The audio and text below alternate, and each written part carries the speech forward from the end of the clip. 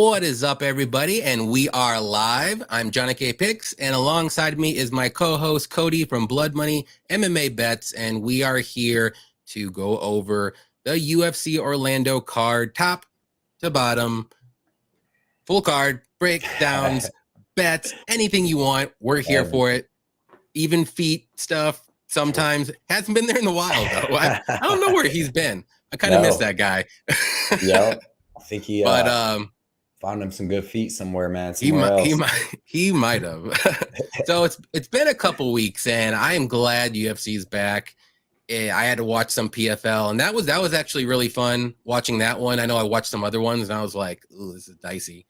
But yeah, how did you do on UFC Vegas 65? Vegas 65, man. I loved it. I did great. I went 5-0 for plus 11.5 units, and man, it was a smooth card. I felt really good going into that card too, like with all my bets. Had some close one. The Tercios fight was close. The Miles Johns fight was close, but they pulled it out.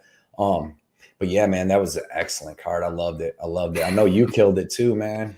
Yeah, I did pretty good. I had a couple bets that were voided out or canceled because I had some Spivak money, some bets on him. So I ended up winning like 5 out of 6 bets, and I won like a little over 3 units. So I was cool with that.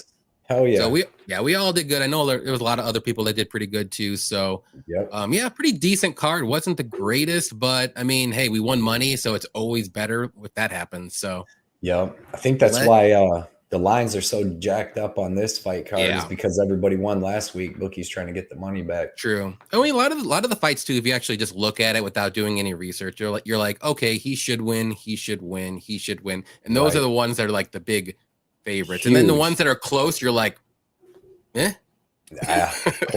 They're close. Yep. So the bookies are right this time. You just had to get on there early, except there's one fight that did start out as a pick'em, and I don't know why it did. What's up, Mike? He said obliterated that like button. Yes, please hit the like button. Please subscribe to both of us if you haven't yet. We're trying to get Cody up to 1 million subscribers. I need 1 million. I'll settle for 2,000 and 10,000, but we need it. We both need 1 million, man. Yeah, it's fun. Hard work. Chef Mikey, what's up too, man? Yeah, what's up, Mike? Thomas, he's in here. What's up, Cody and Johnny? Let's fucking go. We make money this weekend, guys. That's the goal. Let's go, Thomas. Chat and good luck to everybody. Daz in the building. What's up, man? He said, let's fucking go. Fun card. Definitely going to be a fun card. Carlos, what's up, my dogs? It's been far too long for this. This is overdue. Ready to talk some fights with the best cappers in the game. Appreciate you coming out, as always. Yeah, Carlos. Everybody check his channel out, too. Good for sure. Pink Floyd is work finished just in time to make it here. Thanks for coming out, man. Yeah. Effie from Any Actions here. UFC Orlando, more like UFC Underdog City. Okay. Effie is on some dogs this week, and he's got good points, man. Yep. Rob's here. What's up, man? What's up, Blood and K-Picks? Bloody K-Picks. That's our name. Yep. That's what we have to name the show, Bloody K-Picks. Yep. Brooke Betts, what's up, guys? He said good wins last card, 15 fights, a lot of options this week. Yes, we are. What's up, man? Just guys. Actually, all 3 of them are here, and I'll go ahead and say it. So we're going to have a special like UFC Orlando live show before the fights, 2 hours before. Broke Betts is going to be with us. We have Any Action. Effie is going to be with us. I'm going to go ahead and put these up there. And then also we're going to bring in Carlos. He's been supporting us for a very long time. Where he has, like I said, he has his own YouTube stuff too. So go check out all 3 of these guys. And we're going to get all these 3 guys on here, and we're going to just talk some fights before the fights, just to have some fun here. I can't wait, man. It's going to be a good show. We're going to do another one, I think, for this December 17th show. We'll do a pay-per-view, our regular pay-per-view show, and then our 17th show, and get a couple other people on there. Hopefully get like Dev, maybe if Lou Betches here, if he's got some time. Eric Betts fights, hopefully. We're going to get some people. Yeah, we'll get some people. And it's going to be the last one for the year, so we definitely want to end with a bang. So yes, 100%, man. Yep. Swim for a smile. What's up? Let's go. Love you guys. Thanks for coming out. Man? What's up, Vasco? He said, how you guys doing tonight? Doing good? Good. Lou Betcha. What up, Hose? What up, Macho Man? What up? World Cup. Woo. Crazy. Yeah, Lou knows his stuff. Everybody go check out his channel at the MMA Engine. And Yep. check out his Twitter too, dude. One of the funniest guys. Anything you want to know about soccer or football, Yes. if you're in Europe, go check him out as well. Yes, he's a whiz at the soccer for sure. Yep. Both you guys know it. Well, he knows more than I do. I'm just getting into it, but I love it.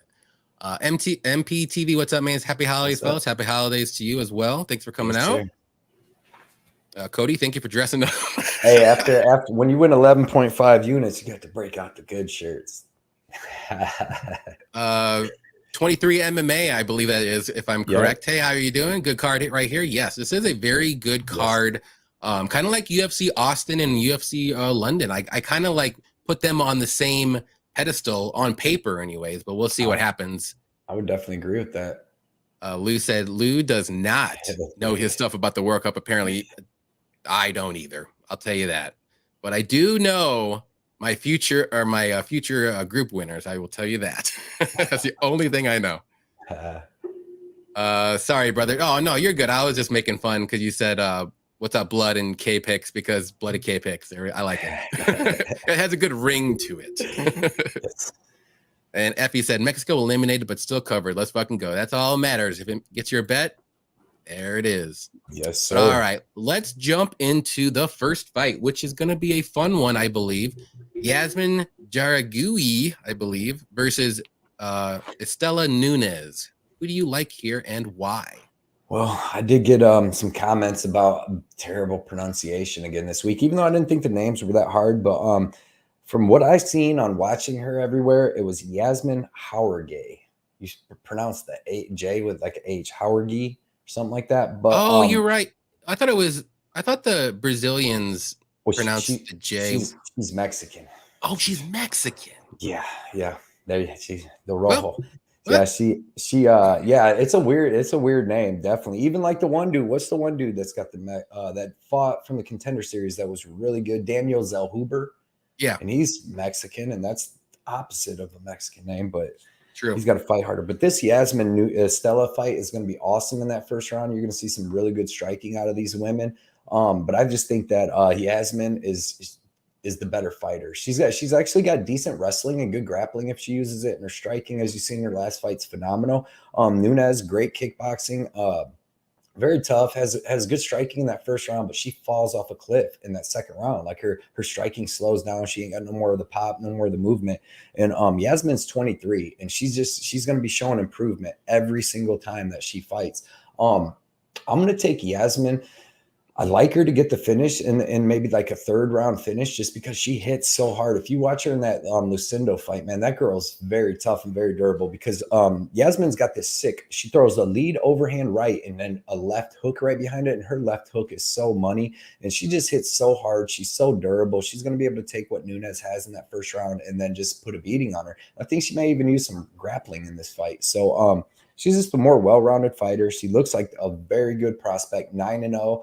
She's got 6 knockouts in them 9 wins. So there is a possibility for a finish here. But I'm going to take Yasmine. I'm going to say the first round's close, but she even wins that. I think she has even better striking, and she hits harder than Nunez. And like I said, with the grappling, everything, the cardio, the age advantage, I'm taking it. I'm taking Yasmine. So give me Yasmine by decision or third round finish. And I got her in 2 parlays. Actually, I think she's the best favorite pick on this card, like the safest, because Nunez is the least dangerous out of all the big fighters' opponents. You know what I mean? Yeah. So, or the big favorites' opponents. So yeah, I agree. I have her in a parlay as well, and I actually picked her as well. So I think she's going to be the better striker. The first round, like you said, is going to be fun. Both of them are very good technical strikers, but Nunez cardio just doesn't go all 3 rounds. It barely goes over 1.5 rounds. So she's going to fall off a cliff after that first round, like you said, and Yasmine's just going to if she loses the first round, she's going to win the second and third and maybe get a late knockout or decision.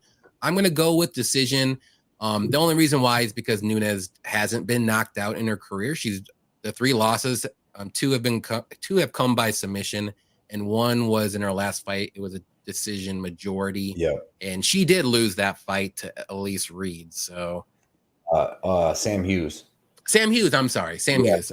Those 2 fighters are like exactly the same. I was just thinking, and they just fought recently too. Maybe. Yeah, I'm with you. Give me Yeah, give me Yasmine. I mean, I don't see how she loses unless, we haven't seen something from Nunez yet. So Yeah, and she's 30 years old, dude. I don't know if she's gonna yeah. be improving all that much. And it's not to say she's a bad fighter. It's just that I'm really high on this Yasmine girl. And everybody knows me. I stay away from female fights, but I really think she's better everywhere, and I don't see her getting knocked out. You've seen how durable she is after that last fight. 23. She looks like a phenom.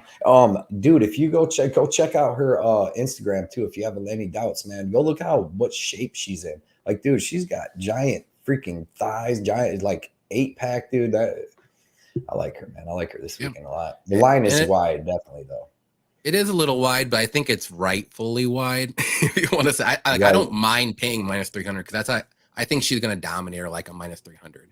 Yeah, and she'll look like that in the second round for sure. And also too, like in her last fight, like we talked about a little bit, Lucinda's really good, and she's 20 years old, and I know Lucinda would destroy Nunez too. So yeah, I mean, it's hard not to pick Yasmine. And not only that, but I do think Yasmine will use some grappling if she has to this fight. Like I think and that just the wear on Nunez, you know what I mean? Even though she can beat her in the striking, if you watch her amateur her regional scene stuff, she shows good grappling too. So, and Nunez is terrible grappling, man.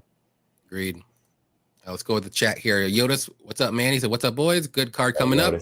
I know I'm the opposite Cody on the Schnell fight. I got the under. Let's go." Yeah, yeah. Vasco, can't blame him though. I like that over. Yeah. Vasco, Nunez is good, but Yasmine's better. Going with Yasmine. Yeah, I agree. 23 MMA said it sounds like Harigui. You know what? I'm just gonna say Yasmine, and we'll just stick with that. Because this is a tough one, man. I'm sorry. I really try, guys. If I butcher names, like I really try. They killed us last time because you couldn't do that because they were both named Yasmine. You know what I mean? Carlos, I totally butchered her name too, Cody. I'm picking her to win the fight, and have her in one of my parlays. Yep, I like it. Broke bets. I typically stay away from chick fights, but feel confident betting her. Yep, I agree. I try to as well, but I feel confident money line this one. Rob said F love the inside parlay info. Oh, gotcha. I think F and yeah, love. I know. That's why I'm like, oh, okay. Sorry, the beer's talking already. This is my first one. First show. We had one off. Line's too wide. I don't think Nunez is that bad, but tiny bet on Nunez. Okay. Can't blame you on that, man. Like it's a big line. But... Yep, it is. Shafiq, what's up, man? He said, let's get with these. Man, I am butchering the chat. Sorry, guys. It's early. We're in the first fight. Oh my god. Let's get these W's. Right. Hot take. Someone's put out here. Yasmine leaves her head out there, and Nunez has 7 minutes of gasoline. I think she has like 5. Yeah, but Nunez hasn't had a KO finish in 7 years. And Nunez hasn't been finished, so I don't know. I mean, I would say Yasmine gets the 3rd round finish. I'm telling you, dude, watch that right hand, left hook, dude. I think it's gonna sit Nunez down in that 2nd or 3rd, dude. Yep. BCS Express, what's up, man? He said Yasmine equals Salvador Sanchez. She's going to bash Nunez's face in. There it is, right there, boys. You heard it. Remember the last time he said he had a lock? Dustin Poirier, he hit. And BCS, man, what's up? Glad you showed up for us, man. Yeah, he knows his stuff, so I like that. That's some good confidence for me in the back, knowing that I got 2 bets on her. That's right. Thomas said, do you guys believe the Mexican chin is something to consider? I think it's real. Yeah. I think they are tough. They are tough to get out. Yeah, and you seen in the last fight, dude, I think Lucinda is going to hit harder than Nunez. Nunez strikes a lot backing up. So, you know what I mean? You're not getting as much power. But, yeah, man, she showed a hell of a chin. And that's a big part of why, you know what I mean, that if she would have got dropped a couple times in her last fight and you're like, dang, man, there's a war, but she's getting hurt, then maybe you'd be like, all right, Nunez can drop her, Nunez. But, like, dude, she got cracked a couple times last fight. Didn't even just threw combos right behind her. That's why both them girls were getting cracked and then firing right back. That's what made both them girls look so good that last fight, man. Yeah. MPTV said Johnny is a featherweight today in the stout with the stout. Yeah. this Miller Lite stout. Yep. I guess Miller Lite, if you're watching, got you. Get this guy a Miller Lite sponsor. Love it. Mm-hmm. Papa Chuck, what's up, Papa? He said, What's up, I'm Papa blowing Chuck? snow and listening. Wow, it's snowing where you're at. That's crazy. I'm not I don't want any of that right now. Anyways. Bunny Hunter said, to me, the line is way off. The line should be a bit closer. Yasmine's a great boxer, barely throws any kicks, but good chin. Nunez is good, decent striker, hands and feet, and good chin, bad fight IQ. Over 2.5. That's what that means. Yeah, I like that. I like the over. I think that works. Yeah. What is up, Manny? Whoa. Manny. What is up? If you guys do not know MMA Fight Club, go to his channel and subscribe right now.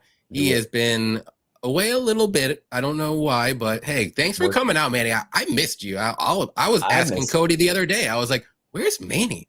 So he'll be back. I said he'll be back. The community needs Manny, so glad you're back, Manny. I just seen him today on Twitter. He liked one of my things. I was like, all right, cool, he's back. Nice. I want to see some videos and stuff, man. He said Nunez has fought the better competition. Any thoughts on that? Yeah, she definitely has. Yeah, but I mean,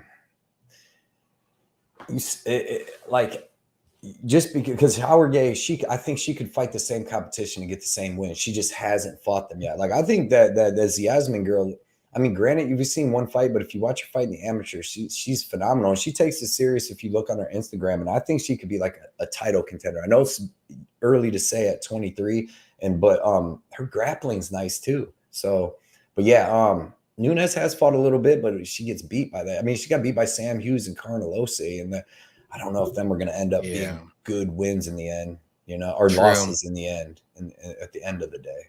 Yeah, I agree. That's what I was going to say. Like, I was just watching her tape, and I was like, Yasmine's good. And then I'm like, Nunez is not bad. I'm not saying she's awful, but there's just a... And if she could do that, if Nunez could do what she does in that first round for 3 rounds, then yeah, dude, like, it would be, a pick'em fight for sure. And she wouldn't be 0-2 probably. She would probably win, but that gas, dude, I mean, she's so nice and crisp at the beginning. But the thing is I don't think her power is enough to, like, get no finish or nothing in that first round. And she's kind of first round dependent. Like, when she fought Sam Hughes didn't even take her down in the first round. They just struck. She beat the shit out of her a little bit. Sam Hughes may have tried to take down, but she didn't get her down or nothing, or even attempt a ton of it. And that was before Sam Hughes turned into like Nurmagomedov.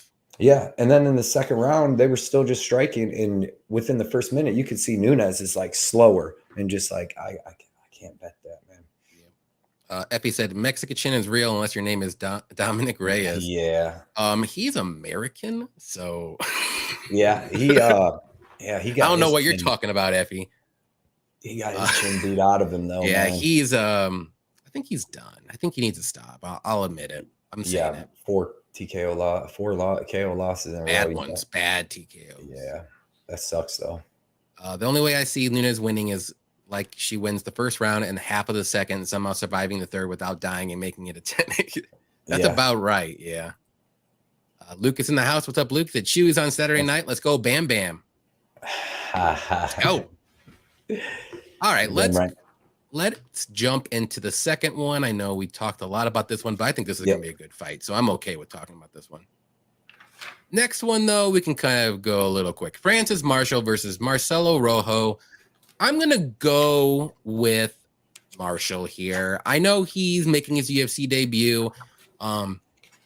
I know a lot of people don't think that he looked super great on Dana White Contender Series, and I will agree he didn't look really great, but he was going for that finish as hard as he could. He just didn't get it. Still got a contract, but he showed off his wrestling. He showed off some good striking, good takedowns, and Rojo has very good striking as well, but he has shown he's got a little bit of cardio issues as the fight goes on, so I like Marshall here if he uses his wrestling. If he tries to strike with Rojo, I don't think it's going to work out too well. And he's going to have to use, kind of like the Brady Heastan fight, he's going to have to use his wrestling here. Yeah. And if he doesn't, I just don't like his chances. So I'm going to go with Marshall. I think he's smart enough to know what he needs to do. And I think it's going to go maybe either like a late sub, because Marshall has gotten 4 subs out of his 6 wins. I know they're against small, like really low level guys, but if Rojo is gassed enough, I think he can get a sub in the third. But give me Marshall here. I like the over 1.5. I think Marshall will be able to take him down in the first and just hold him down and eventually go over 1.5 here. And Rojo can go into the third round. It's just that's where his bugaboo is in the third round. He either gets finished or he goes decision. So give me the over 1.5 here. I don't know why it's set at 1.5, but give me Marshall. I'm not super confident in the pick, but I'm just going to go with him in his wrestling. Yeah, man, this is a dangerous fight to bet any way on it, really. I mean, my pick is going to be Marshall. And I mean, it just almost kind of seems like the pick is that because maybe the bookies are telling you he should be a favorite because, man, this fight's hard to pick. Marshall's so young in the game, 6 fights, right? He seems pretty well-rounded, but Rojo, dude, is good. I mean, his last 4 losses are third round finishes. He gets choked out in the third round in the last 4 losses. So, I mean, you would say if Marshall's going to win, it's probably going to be in the third round. But he's so young and like so Rojo goes real hard in the first round. You know, most of his wins are in the first round and a half. So I see why that line, that over under set at 1.5 because Rojo is either going to win early or I think Marshall. I mean, like history says that Marshall is going to get a third round finish. He's got some rear naked chokes on his belt, but can he survive till then? Can he land the takedowns? Because Rojo ain't terrible. I mean, he's fighting guys like Kyler Phillips and Charles Jourdain, and these are very experienced fighters that are good everywhere the fight goes. Where Marshall seems to be good everywhere the fight goes, but he's a young kid, dude. He's a young kid. He's only got 6 fights. He's solid everywhere, but it doesn't look like he's like great anymore. I mean, his wrestling's good, his jiu-jitsu's good, his striking looked good, but he's fighting lower level guys, man. He's young, and Rojo's a tough mofo, dude. So if Marshall can't put enough of a pace on Rojo to break him by the third round, like everybody else has seemed to do, could be a long night for him. Rojo's got really hard leg kicks too, man. This fight's very scary. I'm gonna take Marshall. I'm gonna say that young tough kid survives that tough first round and is able to do something, but like in the second and third, maybe get his wrestling going because he does have good wrestling. That's one of Rojo's weaknesses. But man, dude, I don't know. I could see Rojo coming out and lighting him up in that first round and second round and hurting his leg, and Francis Marshall just not being experienced. Rojo 24 fights to 6, you know what I mean? And that experience means a lot when you get to certain situations. And I mean, I'm sure Marshall hasn't been beat up a lot, and he's going to get hit in this fight. I don't think he's going to come out and just knock out Rojo. So, yeah, man, give me Marshall, but I have no faith in it. I kind of like that over 1.5, but like I said, that's kind of Rojo's win condition. He usually knocks people out early. He goes real hard in that first round and a half, or he gets finished in the third if he can't get him out of there. But yeah, man, no confidence in this fight anywhere on anything. Yeah, that's what I'm banking on. I'm thinking, Marshall survives the first round. Either he uses his wrestling or in the second round, he uses his wrestling and then it just goes over that 1.5. Like money line pick or like just pick, like I'm not super confident like at all. So I just think Marshall's young enough, like you said, he can survive. And I feel I'll take the over 1.5. I think that's a solid bet. And actually, if you like Marshall, do the over 1.5. It's about the same price, I think. Yeah, it's like almost weird. Like I think a lot of things like the bookies can get in your head with lines and make you think one thing. You see the line, then you're like, okay, this guy. But like, I mean, I think this could almost been said another way. What if they set Marcelo Rojo at like minus 130? And then people's like, yeah, he's got the experience. He's got the better striking. This kid's a young, like, I don't know. I just think I would probably jump on Marshall.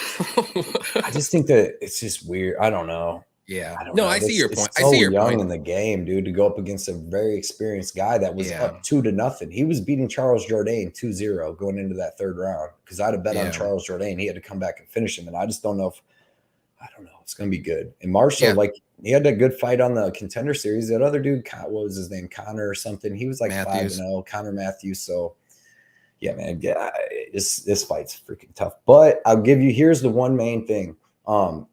This is a main thing. Francis Marshall's 10 years younger than Marcelo Rojo. And when you look at the stats on these 10 years, these people that are 10 years younger, they're whooping these older dudes' asses. Yeah, I think I don't quote me on the clip, but I think it's like a 60 to 65% clip, like the younger person's winning. It might, yeah. It's either that or even more, because I seen one was like 6 years was like 65% on the last. That one might be it when I saw it. So it might be like around 60%, let's say. Yeah, this was pretty high.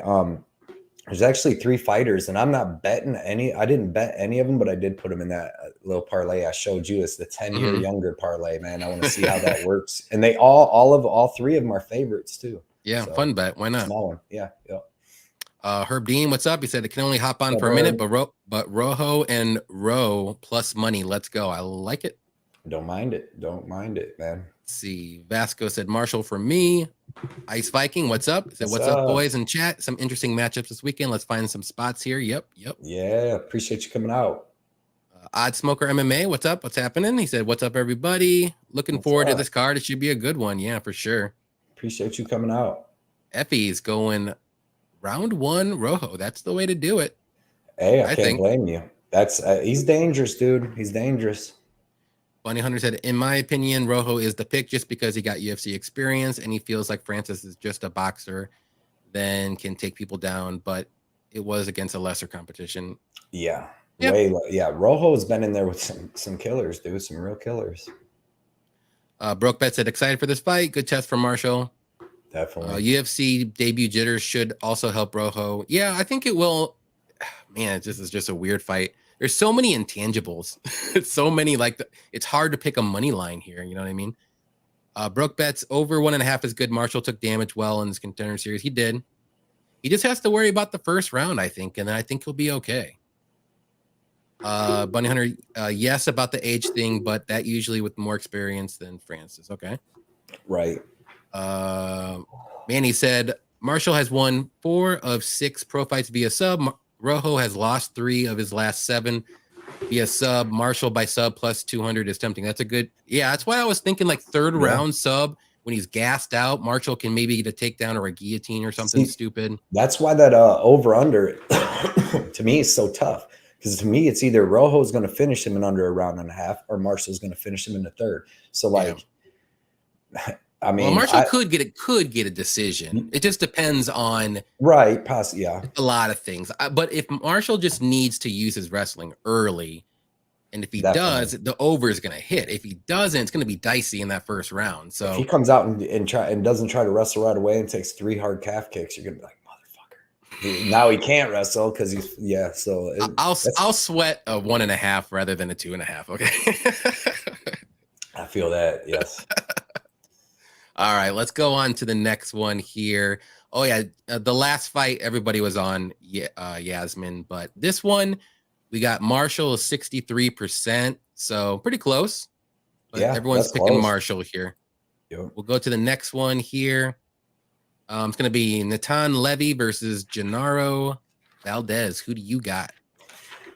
Man, this is going to be a freaking sloppy-ass fight. Both these dudes really go balls to the wall and just fight sloppy as hell from the get-go.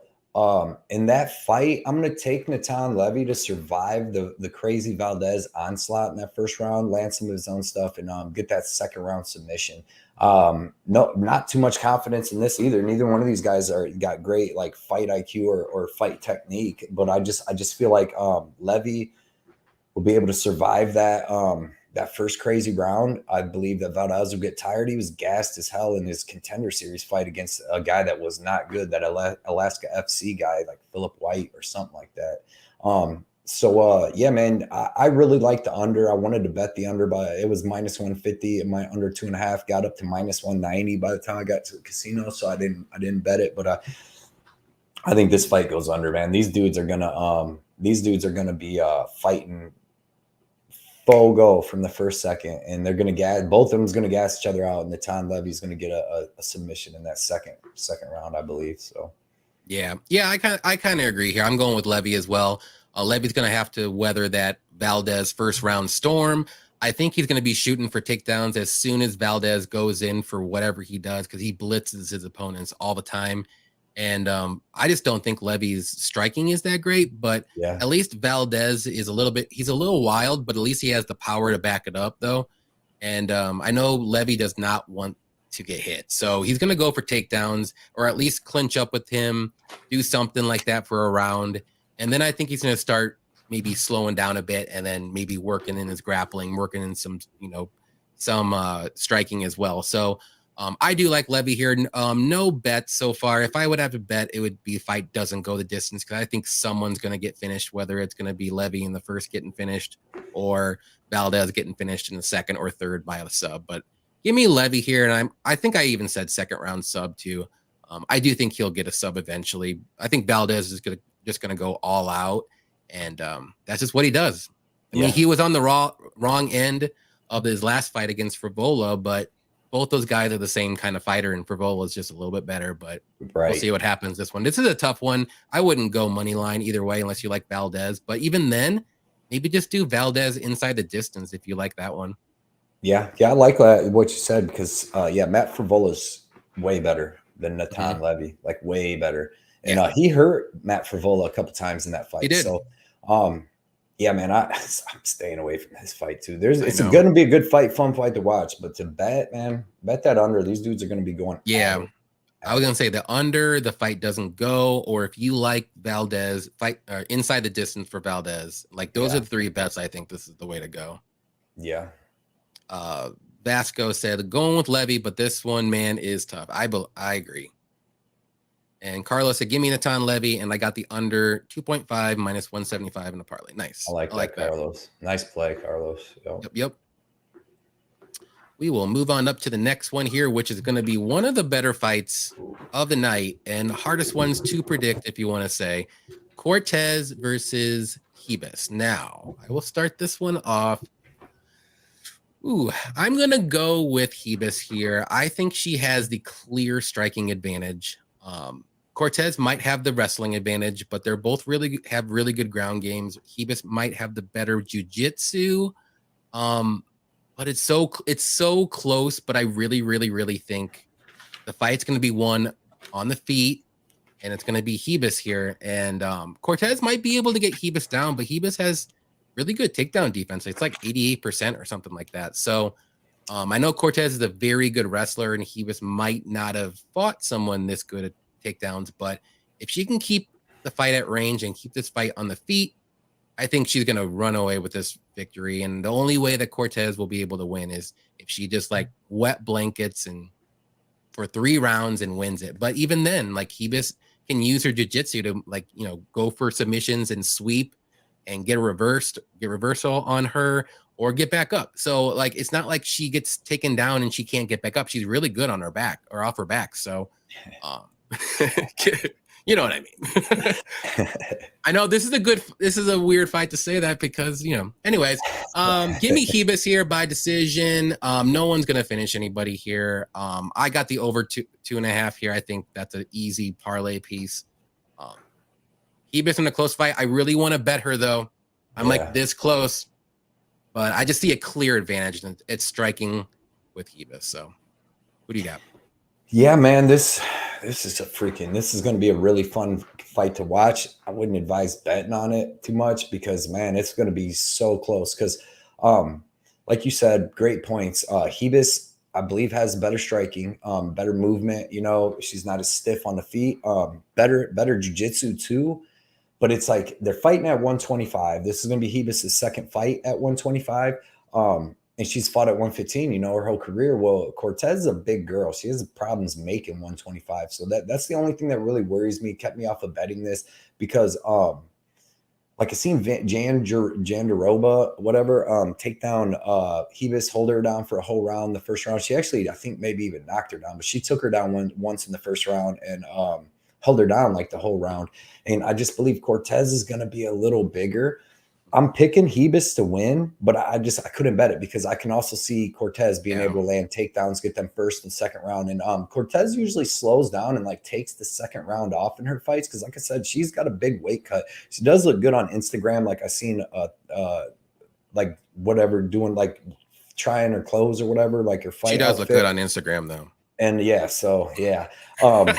but I think that she's just going to be a little bigger, and she might be able to land that wrestling, and I could definitely see that happening. So I'm going to stay away from it. I'll take Hebis because Hebis does have great takedown defense and great jiu-jitsu and all that. And usually the way to beat her has been to rock her. You know, it hasn't been to out-grapple her. So, but yeah, man, this being at 125, I just want to see another fight out of Hebis, see how she looks at 125. But we're going to know who the real prospect is after this fight. One of these girls, whoever wins this fight, is going to be like going on pace to being set up for a title fight. And I'm not saying the next one, but I'm saying these two girls are two of the best girls in this weight. You know what I mean? Up and coming prospects. They're both around like 29, but neither one's fought Shevchenko, neither one. But I just feel like whoever wins this is like going to be one fight, 2 fights away from a title shot. And they're going to be really good because both of these girls are so good that whoever wins is going to be the true prospect coming up. True. So, And but so close, dude. It's going to be so close. yeah. And that's a good point that you said. Hebis has only lost to like really good strikers. She lost to Chikagian, which that was very close. Yeah. I thought Chikagian won because I had a bet on her. And she lost to Marina Rodriguez too. So I mean, those are 2 very good strikers, and that's 2 out of her 3 losses. So I mean, she doesn't, but she hasn't really fought a like very good wrestler like Cortez strong either. wrestler. So And like I said, Cortez is probably going to have 10 pounds on her or some pounds on her when they at least I would say at least 5 for sure. Yeah, because that means a lot at 125. Like that's that's nothing. Like, Cortez was beaten up. I mean, got that win over like Stephanie Egger, who's a big girl. She fights at 135 now. You know what I mean? And like I don't know if Hebis is going to be able to go out there and roll around with how big Egger is. So we'll see. I mean, she was able to take down Chikagian. Chikagian has some good takedown defense, and she's really tall and like it's hard to take down. Can't stop a damn head and arm, dude. She just kept judo head and arm, and they're just fucking I know, school right every time. And I bet Chikagian, dude. I thought she lost, man, but I like Chikagian won that fight. Yeah, I'll take that money, but that's probably why they got me back on that Jacoby bet. No, for real though, I think if Hebis did just a little bit more when she got those takedowns with Chikagian, I think she would have won. But she just didn't do anything, and Chikagian got back up and just went to town like the last minute or 2 of those rounds. So I think the judges gave it to her that way. But Dirty Red said, Cortez by decision, been a cash cow for me. Her last couple fights, I'm staying on that. That's probably the way to do it. Effie said, I hope this Tracy money keeps coming in. He likes Hebis. I agree. This is the kind of fights that I like to lean on the fact that one fighter has only lost to better competition, but when it hits the ground, Cortez seems to land on top. Hebis has the better hands. Yep. Yeah, definitely. That's why it's so close. Like, you know who has the better wrestling and you know who has the better striking. You just got to like think in your head, how is this going to play out? So, right. I mean, I don't blame anybody for picking Cortez because she can definitely win. I like this bet right here. Thinking about sprinkling this to go split decision. I think this is with around plus 350, and it should be very close. Yep, that's a good bet. We have to check out. See if he does breakdowns and stuff. We have to get him on a show sometime. Yeah, for sure. Out here showing support. Odd Smoker MMA. We got you. Out after this, man. Effie said Rebus was injured versus a bigger girl, and Chikagian held her down. I didn't know she was injured. Over 2.5, I think, is the better bet, especially if this hits the mat. Got to take a second look, guys. I feel like there is value here. Just rewatch it. And yeah, I like the over 2.5 here. That's a bet I got on here for a parlay piece. 100%. I just don't think they're going to be able to finish one another. I think either one. I think Cortez only has 1 finish in her 10 wins or something. I believe she only has 1 in Hebis decision. 2 unless she's fine. Like she has some submissions, but I don't think she'll be able to. And she's not going to. Yeah, and she's not going to submit Cortez. I mean, Cortez is with Brian Ortega, so yeah, I know they're grappling. That's the only one finishing Cortez. Okay, so that's the bottom line. Take that over. Take that over. All right, Carlos, love me some Tracy Cortez. Got her in a parlay bet. I would just bet her money line if you like her that much at minus 105. But yeah, I mean Cortez. There's no bad bet money line. It just depends on who you like more. Doctor of Thugomatics, what's up? He said, who is that dude with the yellow background behind Cody to the left? Stage left? Tyler Durden from Fight Club, and that's George. That's George Jung from Blow. There we go. Special place in my heart. These are my representations in my mind. I was looking at that the other day and I'm like, dude, I think I got like 15 paintings, and I was like 9 or like 10 of these people are all crazy people. Like, you know what I mean? Mike Tyson, then you got the Uncut Gems guy, Ric Flair, Tyler Durden, Stone Cold, Joker, George Jung, freaking Richard Pryor, Patrick Bateman. That's my good one right there. Brooke Betts, it has a hot take here. He said Cortez is a master in the north-south position. I'll be the judge of that. I'll have to judge that one out. Ice Viking, can't wait to see some groundwork in this one. Yep. Yeah. The UFC knew what they were doing with this, man. Weigh-ins. I gotta watch weigh-ins. Yep. Bunny Hunter said I'll be at UFC Orlando. Nice. That's gonna be a really good one. Oh yeah, man. Post some pictures for us on Instagram. Cortez beat Gatto. I think Gatto is underrated. I like Cortez here. Gatto's tough, dude. Yep. Really tough. My future Big prediction girl too. My future prediction is the Blanchfield Cortez rematch is for the belt. That definitely can happen. That'd be a good match. Love these kind of cards. Am I wrong? Money to be made? Yep. Definitely just got to pick the right spots, man. That's the thing. This is a good card to make good money on. I say stay away from all the close fights. Like, I don't know. And I'm usually not like a parlay guy, but today, probably go on to these next. I think most of mine are parlays for sure. But all right, we'll move on up to the next one here. Let's go a little quicker here. That one was a duffel. Okay, here we go. Darren Elkins. Yeah, Darren Elkins versus Jonathan Pierce. Who do you got here? I'm going against the grain, not all the way, but I'm going against the grain. I'm taking Jonathan Pierce because younger, a little fresher, you know, probably maybe has the better jiu-jitsu, a little better on the feet, even though I don't think this fight's going to be on the feet all that much. Neither guy are that great or comfortable there.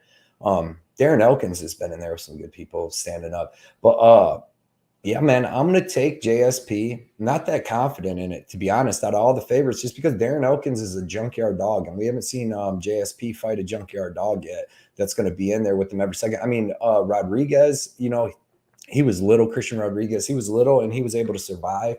But he even had JSP in a couple situations, you know, a couple guillotines.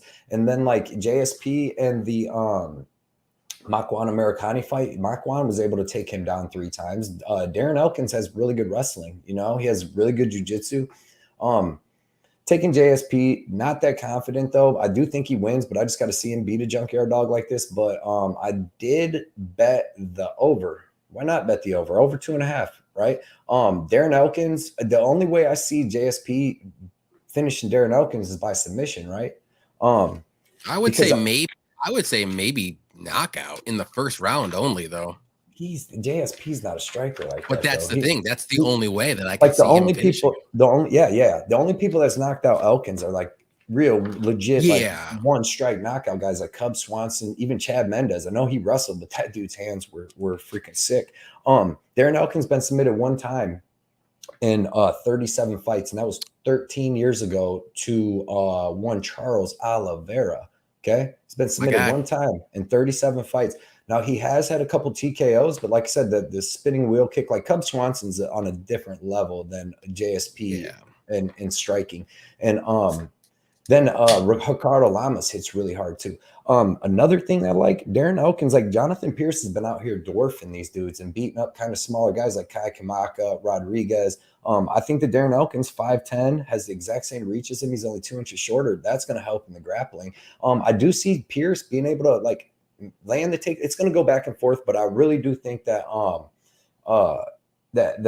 Pierce is going to be like taking his back and having to just control Elkins. I don't see him submitting him. Like I said, Elkins been in there with Ryan Hall, Minner, a bunch of people. Go up and down his list, and he ain't getting finished by these people. He didn't even get finished by Alexander Volkanovski. You know what I mean? So I just think that it's going to be a big grappling match. If you watch Darren Elkins' last fight against Tristan Conley, who's a black belt, he's a big dude for 145. Great grappling match, back and forth. And Darren Elkins doesn't run out of cardio, and he lay there and let you beat him up on the ground or something. If you take Darren Elkins down, he's getting to a hip. He's moving. He's trying to get up. He's scrambling. So he could even wear on Jonathan Pierce. You've seen Jonathan Pierce wear down against Rodriguez when Rodriguez wouldn't just let him control him. Makwan Americani, Kai Kamaka, and Omar Morales all almost made it to the third round of the JSP. And Darren Elkins got more heart than all three of them dudes put together. You know what I mean? So Makwan Americani will find his way out of every fight that he's in. Kai Kamaka, you know, he's just littler and just got overwhelmed. And then Omar Morales, like, these dudes aren't Darren Elkins. Darren Elkins is one of the toughest dudes to finish in the history of MMA. He's got a couple of finish losses. But are you talking yourself into picking Darren Elkins right now? No, I'm picking JSP, but I think it's going to be close and it's going to be gritty and grimy, and he better hope he can out-wrestle Elkins. But I love the over, man. I got it at -105. I bet it pretty decent. I really don't think that JSP finishes Darren Elkins here. He's finished lower level guys, but Darren Elkins is a fucking true. He's a junkyard dog to the highest order. So give me the over, dude. No, I like the over in this one too, actually. But yeah, I agree with everything you said. Like, this is the line I think is super wide. It should not be this one, this wide. But I really think Elkins has a chance to win. But I'm gonna pick Pierce just because he's the younger guy, and I think he can win rounds 1 and 2. But round 3, man, Elkins is just like, you know, he's a mythical creature in the third round. Like, he digs deep. He's a junkyard dog. Like, he never quits. Zero fucks.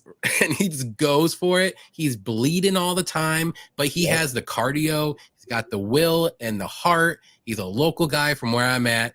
And I always root for that guy, dude. And I'm still going to root for him, even though I didn't pick him. I am too. I'm so rooting for him. But man, that line is so wide. I don't blame anybody putting Pierce in parlays at that price, but I couldn't do it. Yeah. Dude, I think this is going to be a junkyard dogfight. And like I said, man, if Makwan, Americani, Kai Kamaka, and Omar Morales can almost go, they went to like 4 minutes into the second round. Darren Elkins got another half a round in him. I say, if you want to do it, man, you hit that. I know a lot of people's on the under. They think that Pierce ain't a knockout guy standing up. No, he's not. And I don't think he just takes Darren Elkins down and beats the shit out of him. And then the ref's like, you're done, Darren Elkins, or he subs him. Charles Oliveira subbed him in 1 minute 13 years ago. Other than that, this is where you make your money, boys. I'm telling you, bet on toughness. Because one thing that's going to show up is Darren Elkins is going to show up. Yep. Addicted to the comeback, Patrick. He said just hopping out the gym. I'm late. That's all right. At least you came out. Appreciate you. Andy Lister goes to the gym. I know. Does he even lift, bro? You even lift, bro? Andy, what's up? Did I miss the Barberena talk? Not yet. We're getting up there. He said, "What's up, bros? I'm greedy. Need that plus money. Cody loves that fun powder. Maybe just moving it. No.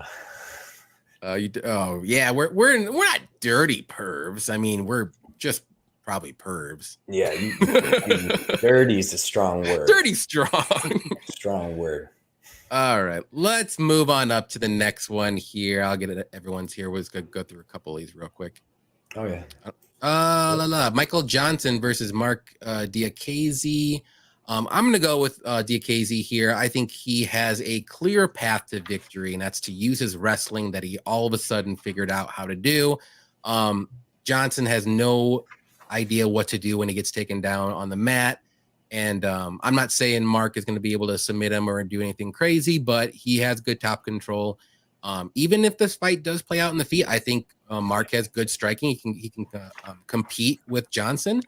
And I just like Mark here. I think he's just the better overall fighter. I can't trust Michael Johnson with 18 losses and very questionable fight IQ and no ground game. So give me Mark here. I have him in a parlay I'm very confident in. That's about it for that one. Yeah, man. For me, Michael Johnson, because Diakiese is going to be more well-rounded with the way better cardio. Michael Johnson's winning conditions, probably that knockout, right? To get the KO. He hasn't KO'd. He's got one KO in 6.5 years, and that was over freaking Alan Patrick. Diakiese's never been KO'd.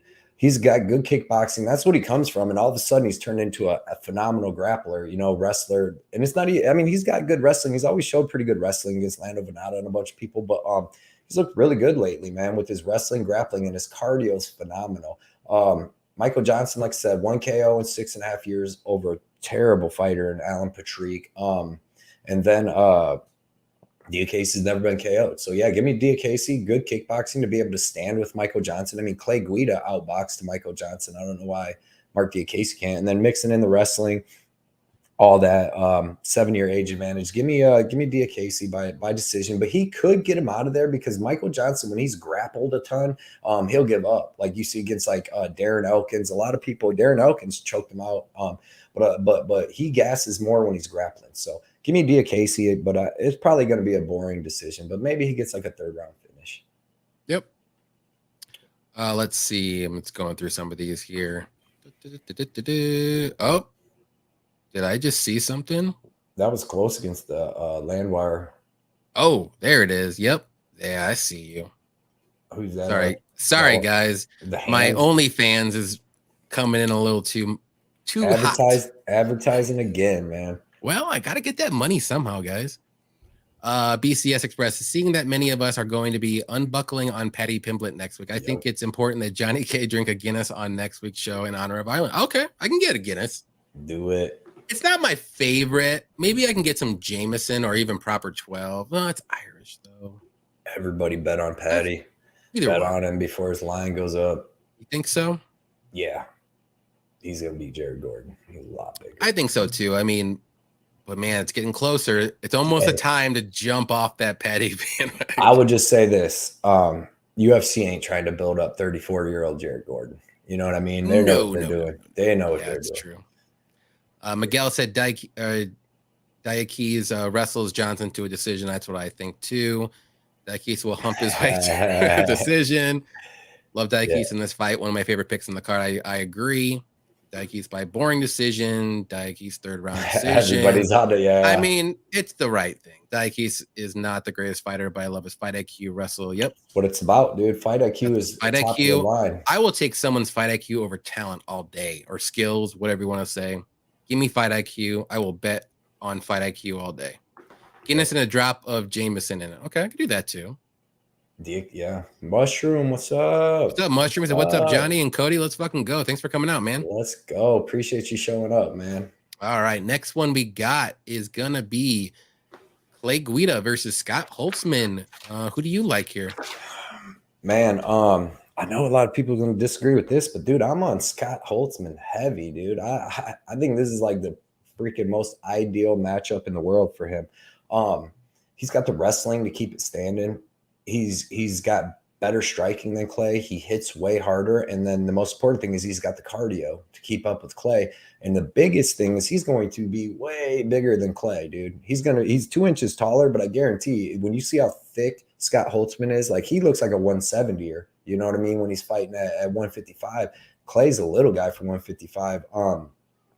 Scott's going to beat up Clay. I think he's going to be able to keep it standing the whole time. And even if he does get taken down once in the first round, he's got a great get-up game. If you go watch him fight Jim Miller, man, he really kind of put it on Jim Miller all 3 rounds. So I'm heavy on Holtzman. I bet him, and I'm heavy. I just don't see how Clay wins this fight, to be honest. Like moving around in boxing. But if you watch, like I said, Holtzman, he's going to be able to grab Clay, put him up against the fence if he needs to, beat him up. Like, I think Holtzman's good, man. I mean, I know his last 2 fights, you're going to be like, well, people's like, well, he got knocked out. Dude, he got knocked out by Gamrot and Benito Dariush. What would them dudes do to freaking Clay Guida? You know what I mean? So I just think everything favors Holtzman in this fight. And he's just going to be such a bigger dude. I bet he's going to have 10, 15 pounds on Clay during that fight too. So, and he hits harder, better striking, in my opinion. Definitely has the wrestling and being the bigger dude to keep this standing.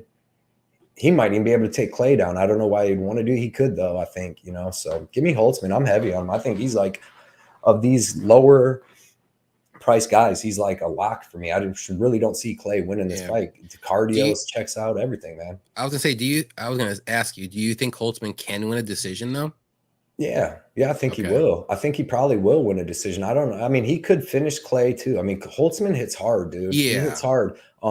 And he's tough as fuck. He's got the cardio. It's the cardio and the wrestling defense for me. And then just being bigger. Like I said, I bet he has 15 pounds on Clay come fight day. And Yeah, I think he can win a decision. I think he could take Clay down at times if he wanted to. If you go watch that Jim Miller fight, his last real fight against a veteran guy like this, he's good, man. And I think he's, I mean, like, he's one of my favorite plays of this card, to be honest, man.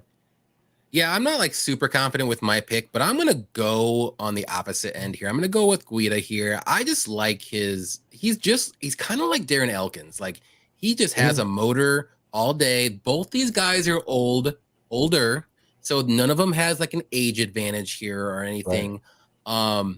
Scott Holtzman will be stronger, I will say that, and probably have the better striking and power, but man, that heart, that will, that all that stuff is on the Guida side, and I just don't know if Holtzman's heart and is in it. Like, he hasn't fought in almost 1.5 years. He hasn't fought in. I know he's fought against good guys recently, but I just think if Guida can get out of the first round, whether he wins it or loses, I think he's going to be able to win this one by decision. It's going to be close.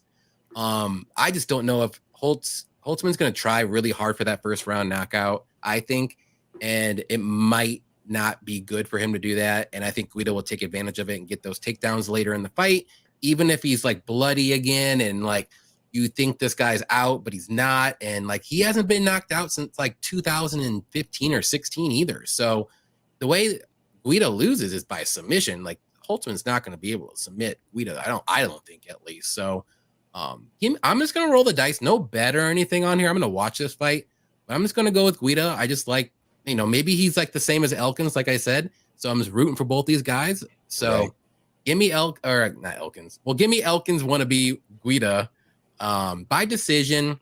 I think it'll be a close fight. I think Holtzman will win the first round, but Guida will win the second and third. Or it could go split. Who knows? Like, this is going to be a really close fight, I think. Right. I think everybody is going to jump on Holtzman after that weigh-ins. When they see the face off, dude, he's going to be a lot bigger than Clay. Yeah. Like, Holtzman looks like a 170 pounder, dude. He's a big dude. And that's why I was asking you, do you think Holtzman can win a decision just because he's so much bigger and he's holding that muscle? Yeah, but no, he's got the card. Like, if you go watch that Jim Miller fight, dude, like, he muscled Jim Miller the whole time. And Jim Miller is a lot bigger and stronger than Clay too. And he muscled him the whole time, all 3 rounds. And that's the thing that it blowing my mind. Like, I think Holtzman, like, I liked Holtzman at -190 and it went down to -155. That's where I got him. But Holtzman is huge and he's strong and he's got the cardio. He's got everything that you need to beat Clay. You know what I mean? He's got the better striking. He's got the wrestling to keep it standing. He's going to be bigger and he hits way harder. Like, I don't see really where Clay wins this fight, because if you watch Holtzman too, even if he's ever been taken down, he hops right up, man. He's an athlete. And I don't see Clay out striking him. He's going to hit way harder than Clay. So, and like, I think that he's going to be able to hold it. Like, if you see what he was doing to Jim Miller, man, he worked Jim Miller for 3 rounds, you know?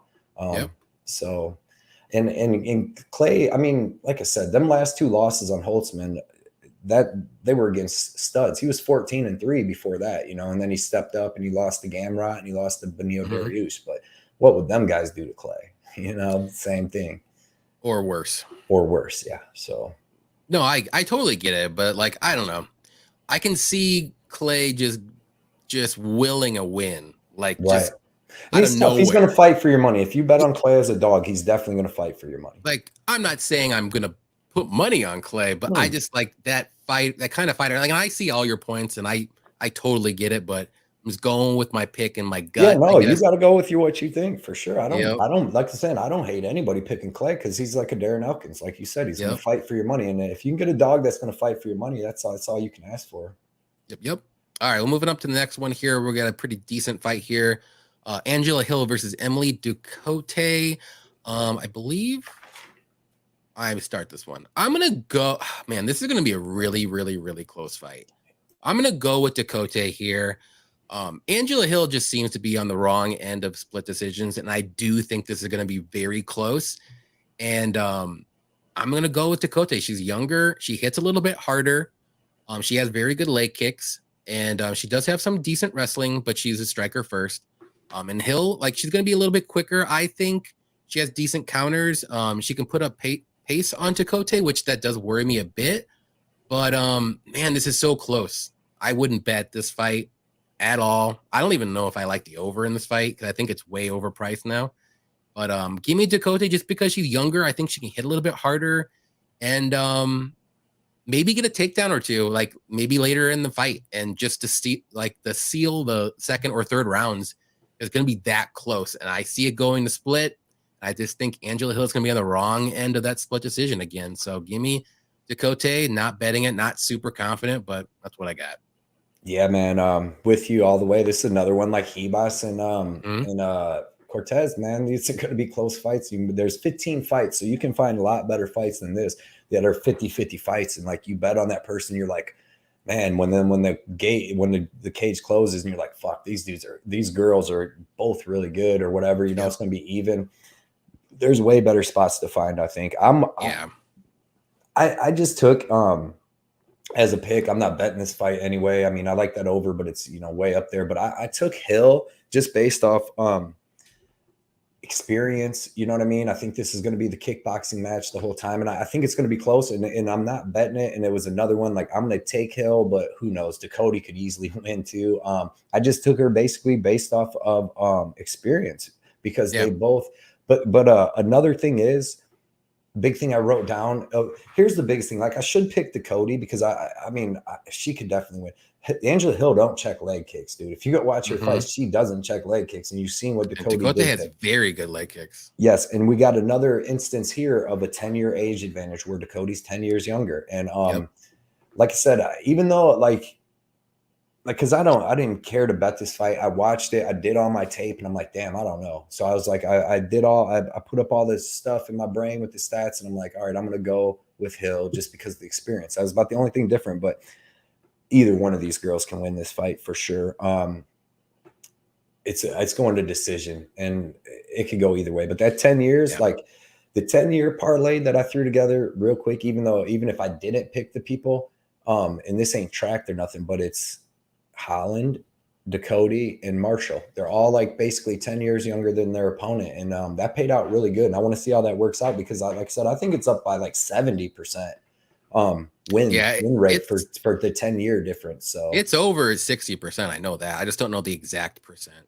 And that, like Pink Floyd put up too, with the Hills win over Loopy, you know what I mean? That looks good because Loopy I put on the same level as Ducote. And if it's just going to be a striking match, right. I know. That was so I just watched terrible. That again. I had to watch that again the other day. I couldn't even watch that fight. I didn't want to. I'm like, nope. I skipped it because I already know what happened.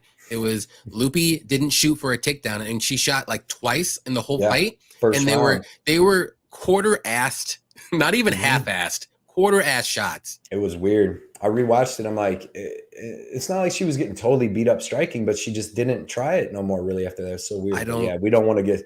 We don't. It's insane. Get stuck on me. I'll be like me talking about Dustin Jacoby and Roundtree. I'm gonna give Loopy a pass, but that better not happen again, or I'm never gonna pick her and or bet her again because that was just bad.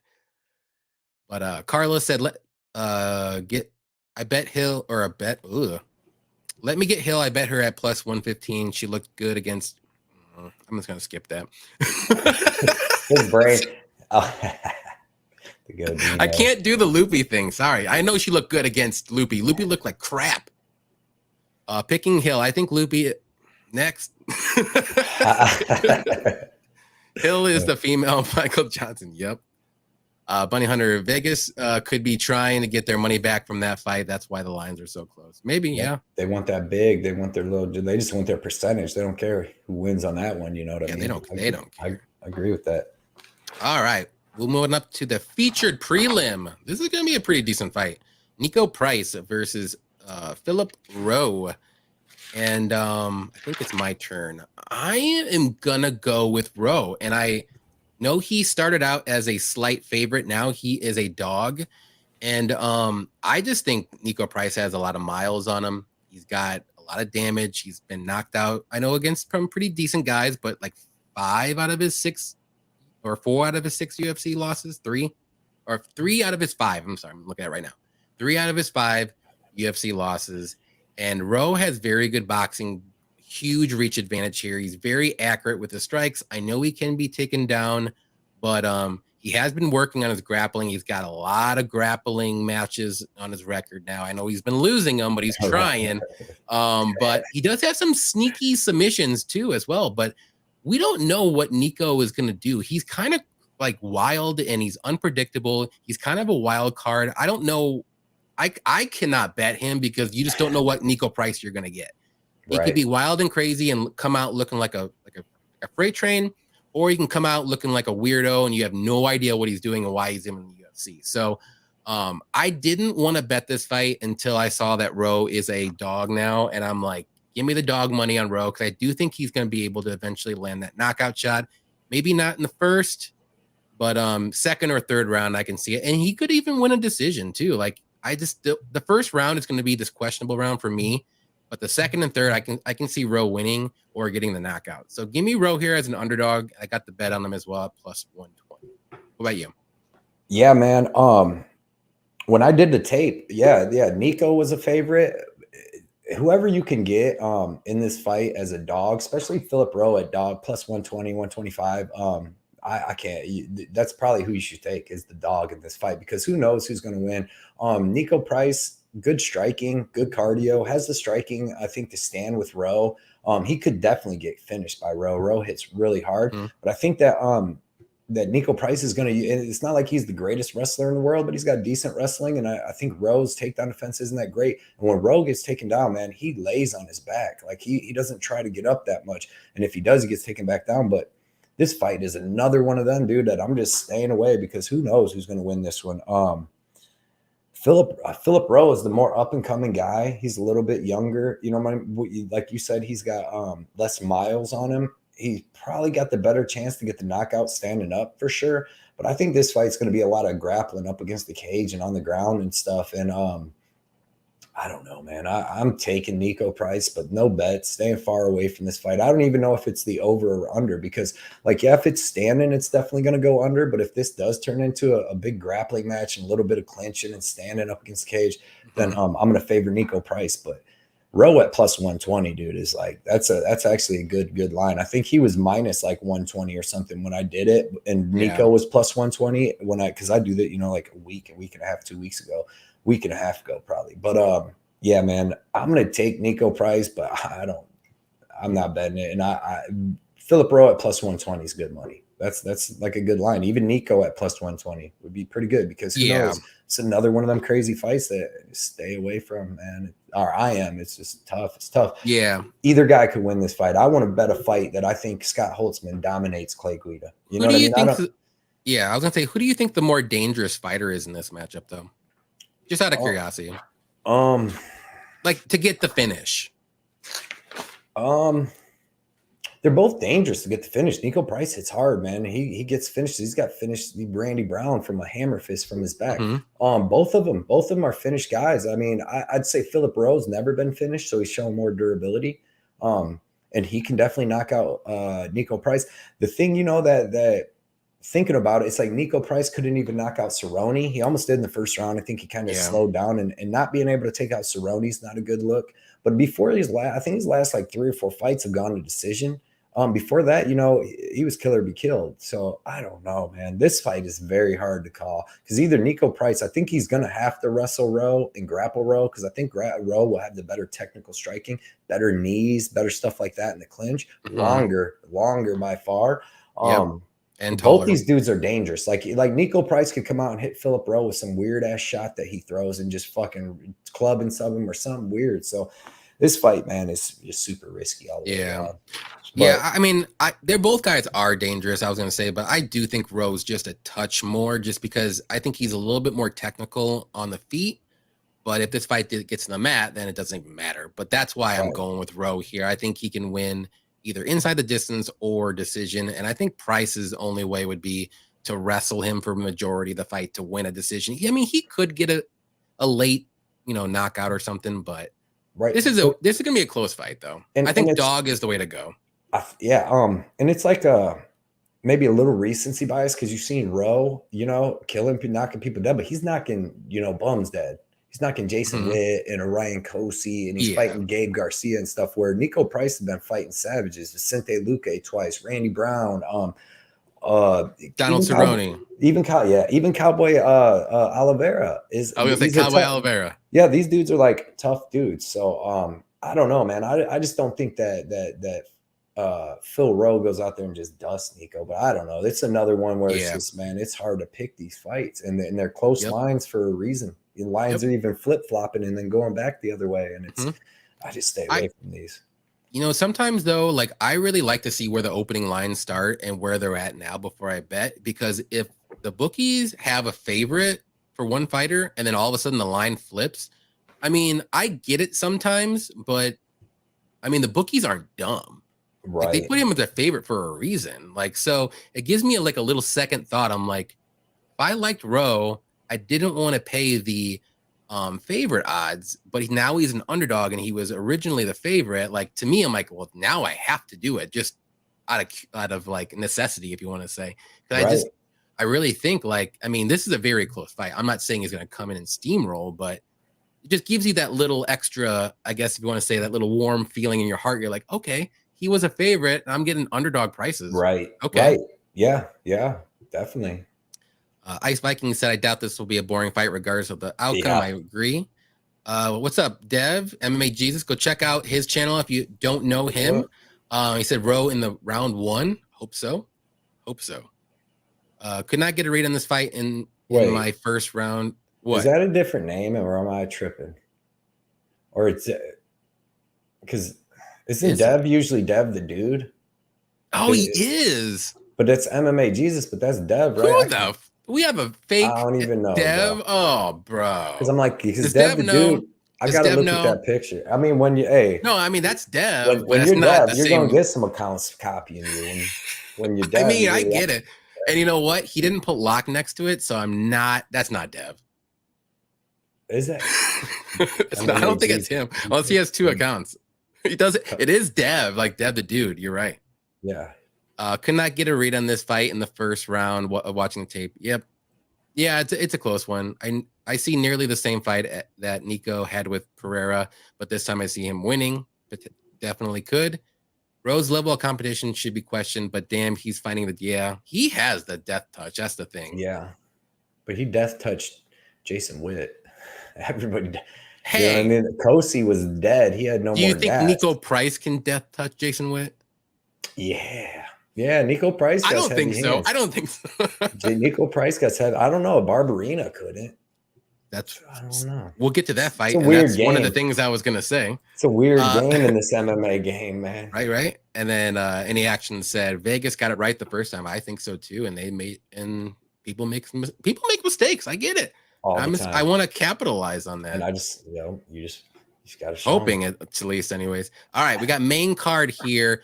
We got about 43 people in the chat. Please hit the like button if you haven't yet. Please subscribe to both of us if you haven't yet. We are here every Wednesday at 6 p.m. Central, 7 p.m. Eastern time, breaking down the fights for the card. We also do pay-per-view on the weekends. We do live streams too with 2 or 3 other cappers. We're doing one this weekend, Saturday, 2 hours before the fights with a few other guys. So definitely stay tuned. Subscribe to both of us, and you will find out all the info that way. But Eric Anders versus Kyle Daucus, who do you like in this one? Weird one. Yeah, dude. It's another one, man. I don't really get the line in this one, man. I'm taking Eric Anders. I feel like Kyle Daucus, I don't know if he's going to be able to get the takedowns, and then I don't know if he's going to be able to hold Eric Anders down. And if he can't do that, then it's going to be a stand-up match. And I got to favor Eric Anders in that, I guess. But, I mean, he's low output too, likes to clinch against the cage. I think this is actually going to be a really boring fight, and I think the play on this fight's the over. Kyle Daucus, if you go watch him against what's the dude's name? Dustin Stolfutz.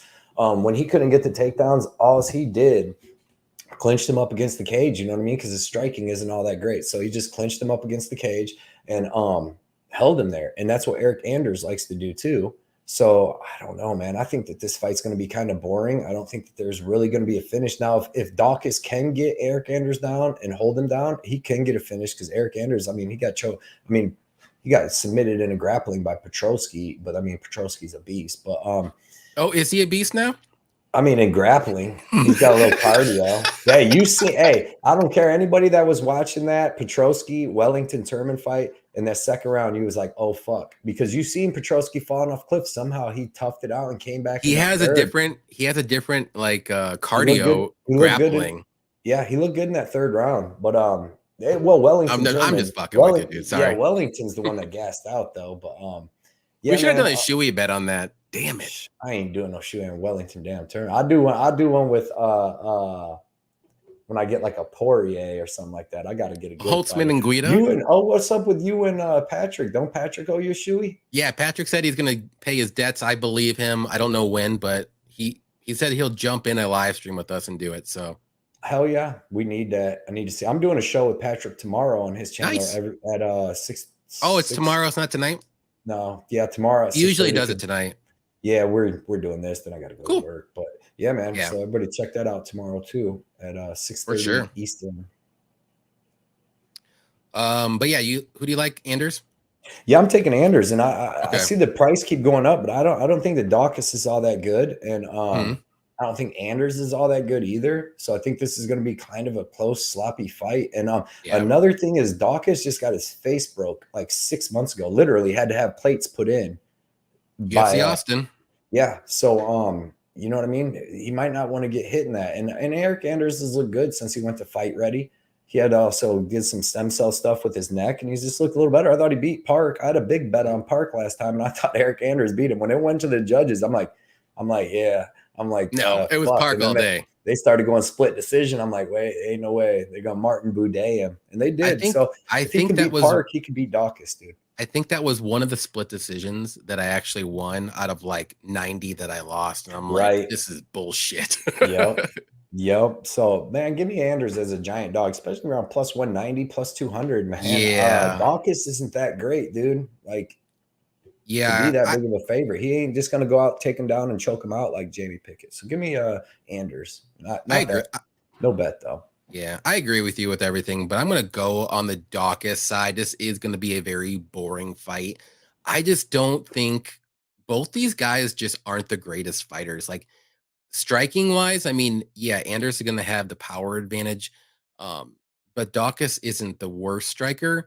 And then Daucus is going to have the grappling advantage, but he's not the greatest wrestler to take down, and Anders is very strong. So I think Daucus is going to have to like wear him down a bit in the first, maybe second, and then maybe use his wrestling and grappling then and try to work for a submission. And that's what I'm going to hope for.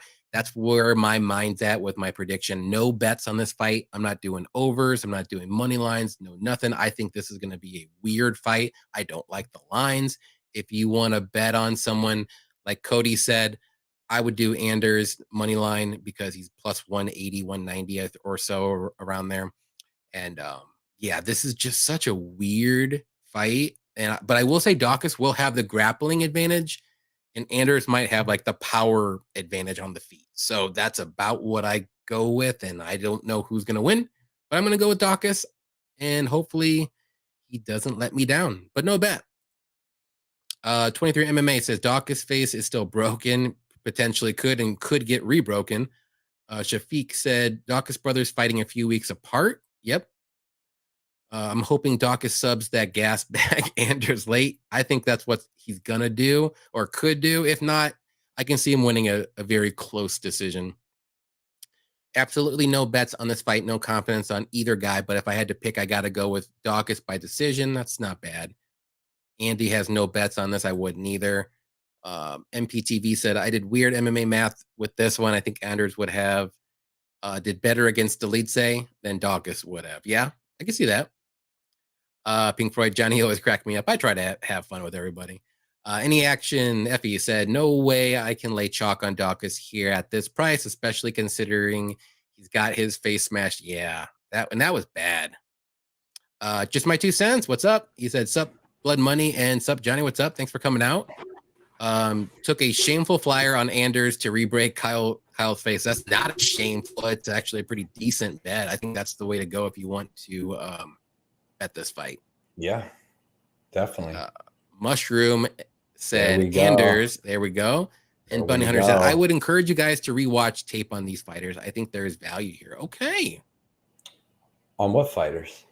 On Daucus and Anders. Oh, who's he on? Who's he with the value?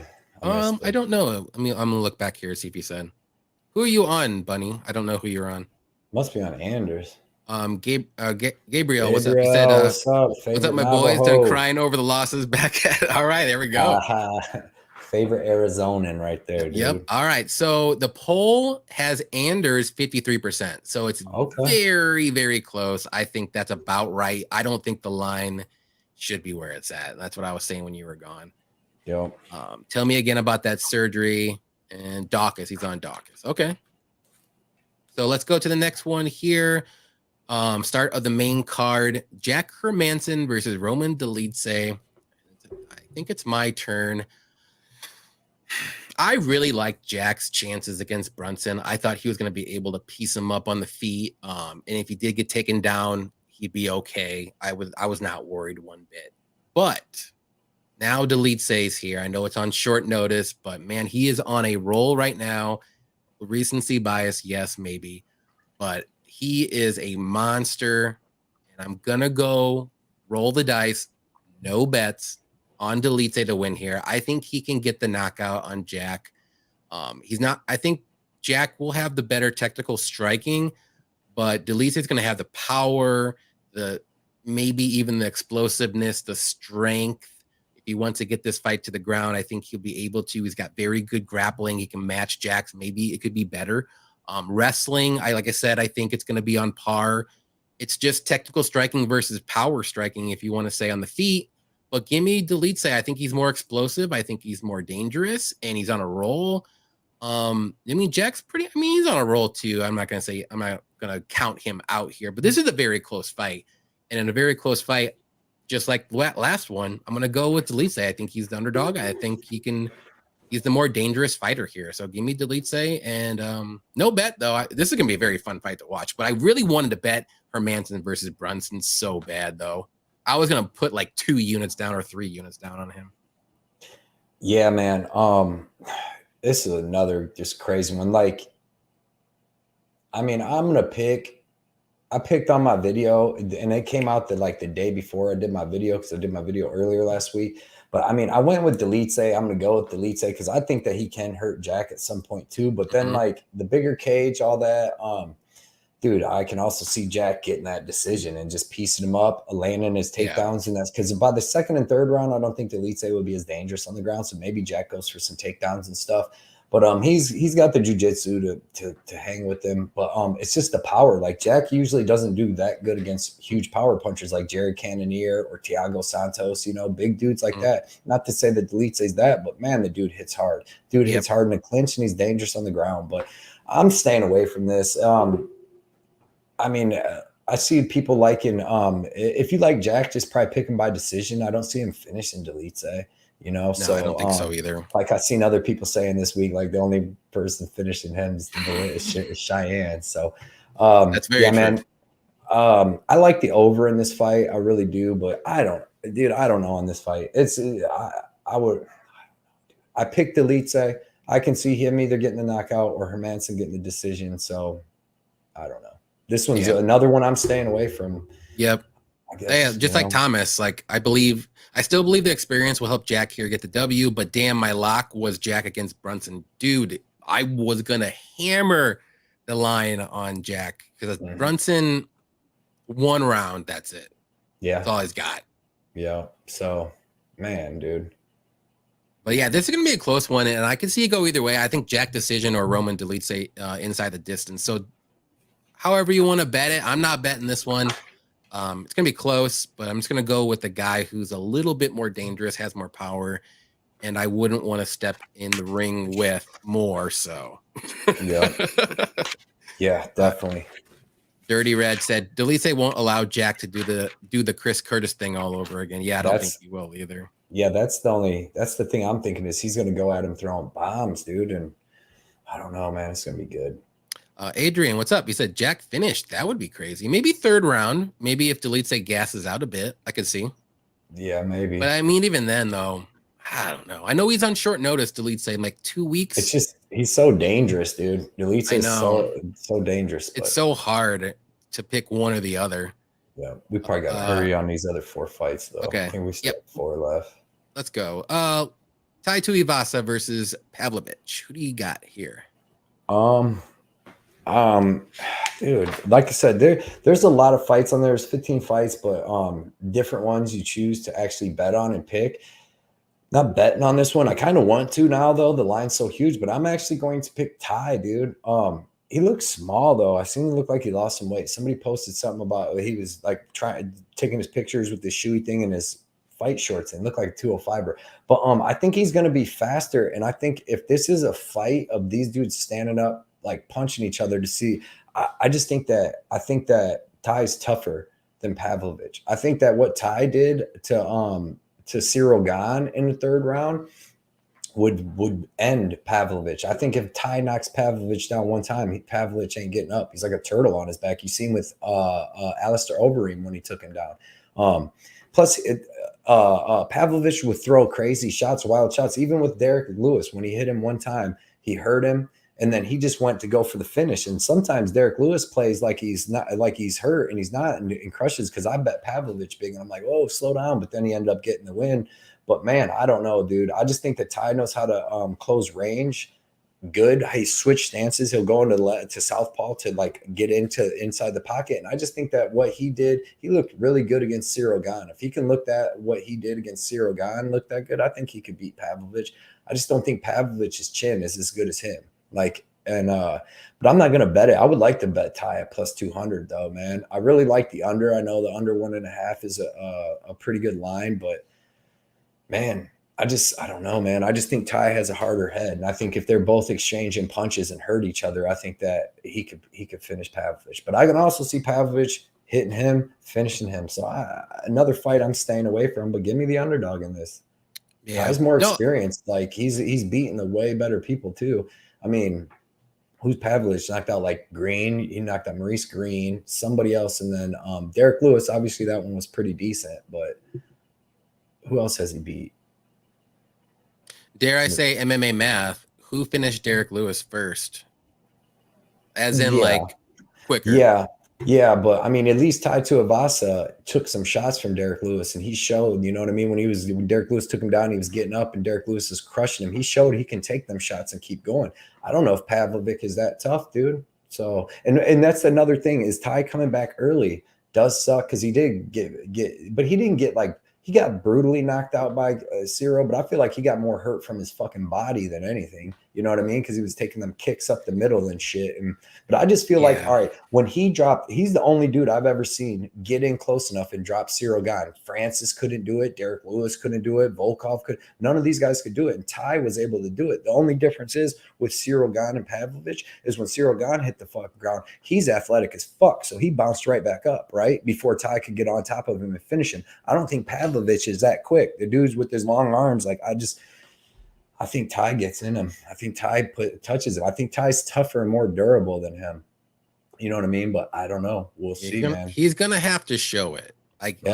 And I he's totally get what you're saying. He is. I think he's faster too. But man, Pavlovich has a 9-inch reach advantage. I don't even know if Ty is going to be able to get close to him. Yeah, but Cyril Gane had the same reach advantage. Cyril Gane's got 83. Or there 84. You go, and look how that fight turned out. I'm not comparing them, right?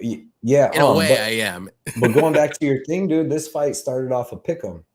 -115, and now Pavlovich -200 and something. So you're getting a dude that the bookies thought was an even pick at +190, +200. It's like, man, that's very true. Well, I did not pick a money line side or bet, I should say. I did pick somebody, obviously, but I didn't bet a money line here. I like the under 1.5. Someone's going down. Let's be honest. Yeah. And Sergey has like what 13, 14 first round finishes. Tai Tuivasa has a fuck ton of first and or second round finishes as well, early second round finishes. So this is going to be a brawl. I'm going to go with Sergey because that 9-inch reach advantage. Tai Tuivasa is coming back like 2.5 months. It's something super crazy. Yeah. Barely 2 months, barely over 2 months. Right. Like, I know, like you said, it was more so the body shots and stuff, but what if Pavlovich does a couple body shots, like and that's going to hurt it again. Like, who knows what, like 2 months is insane of how much damage he took. That just goes for that under even better for you, like you said. And then Pavlovich does have really good power. Maybe not as much as Derek Lewis or like Ngannou, but like he is not like a Chris Daucus, if you want to say a power. Like he's got power. And if when he hits and he knows he stuns you, like he goes in for the kill. And that, like you said, that could benefit Ty though a little bit. He's so stationary though. He like Cyril Gane's fucking moving. These dudes are moving, picking Ty apart, dude. Like Pavlovich is gonna be it's gonna be who really hits them first, like you said. You know what I mean? Like one of these dudes is going out, but I don't know, man. I know Ty is tough. Yeah. I mean, I'm not saying like, you know, this is gonna be it just depends on who lands that first KO shot. And then are they going to be able to follow up and get the ground and pound, or just enough to get the, you know, the ref to stop it? Because I don't think anyone's getting like put out, lights out or anything like that. Both these guys, I think, are tough. But Ty's going to have trouble, I think, getting in. I'm not saying he can't, but he's going to have to take a shot, maybe two, to do it. And I think he can do it. But I mean, Pavlovich has real power. So this is going to be a close fight. I don't like the line right now, obviously, at -200. I'd rather do a pick 'em, and I missed that line, but the under is a good parlay piece. Even if you like Sergey by knockout, that's the way to go. If you like Ty to win, I mean, by knockout. Like, this is not going to go to decision. Someone's getting knocked out. So if you like Ty by knockout. If you like Sergey by knockout. You gotta understand, like Ty's been knocked out 4 times, but look who Ty's fought and look who Sergey Pavlovich's fought. Sergey Pavlovich, the one time he fought somebody great, really great, and was over him and he got knocked out. Tai Tuivasa's fighting Junior Dos Santos and when he was still good. Like Tai Tuivasa's fighting real savages. He got beat up by and a lot of Ty's losses, like Sergey Pavlovich was taken, or Sergey Spivak was taking him down, beating him up. Blagoy, he landed some takedowns. These guys are I don't think that Sergey's going to take him down. And if you're just going to go in there in a striking match with Tai Tuivasa, that's a 50-50 fight. No matter what, that's a 50-50 fight, dude. Mm-hmm. Yeah, I mean, this is a 50-50 fight, which is why I didn't want to bet Pavlovich early on, and I totally missed the line now. And that's why I did the under, because I just think the under is going to hit.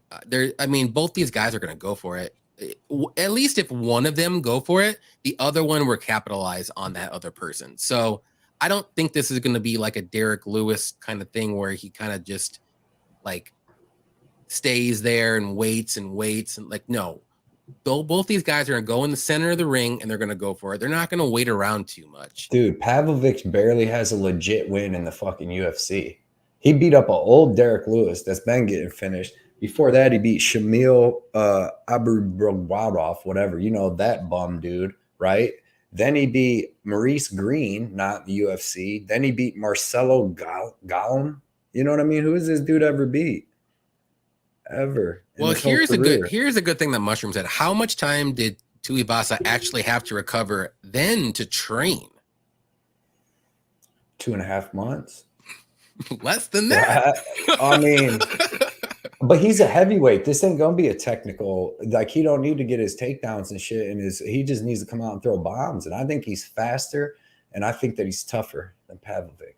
Not betting it or nothing, but I would like Ty at +200. I think that this is definitely because you see Pavlovich goes out and throws bombs too. Like neither one of these dudes is gonna be. I think Tai Tuivasa has better movement and striking defense because Pavlovich don't really move, dude.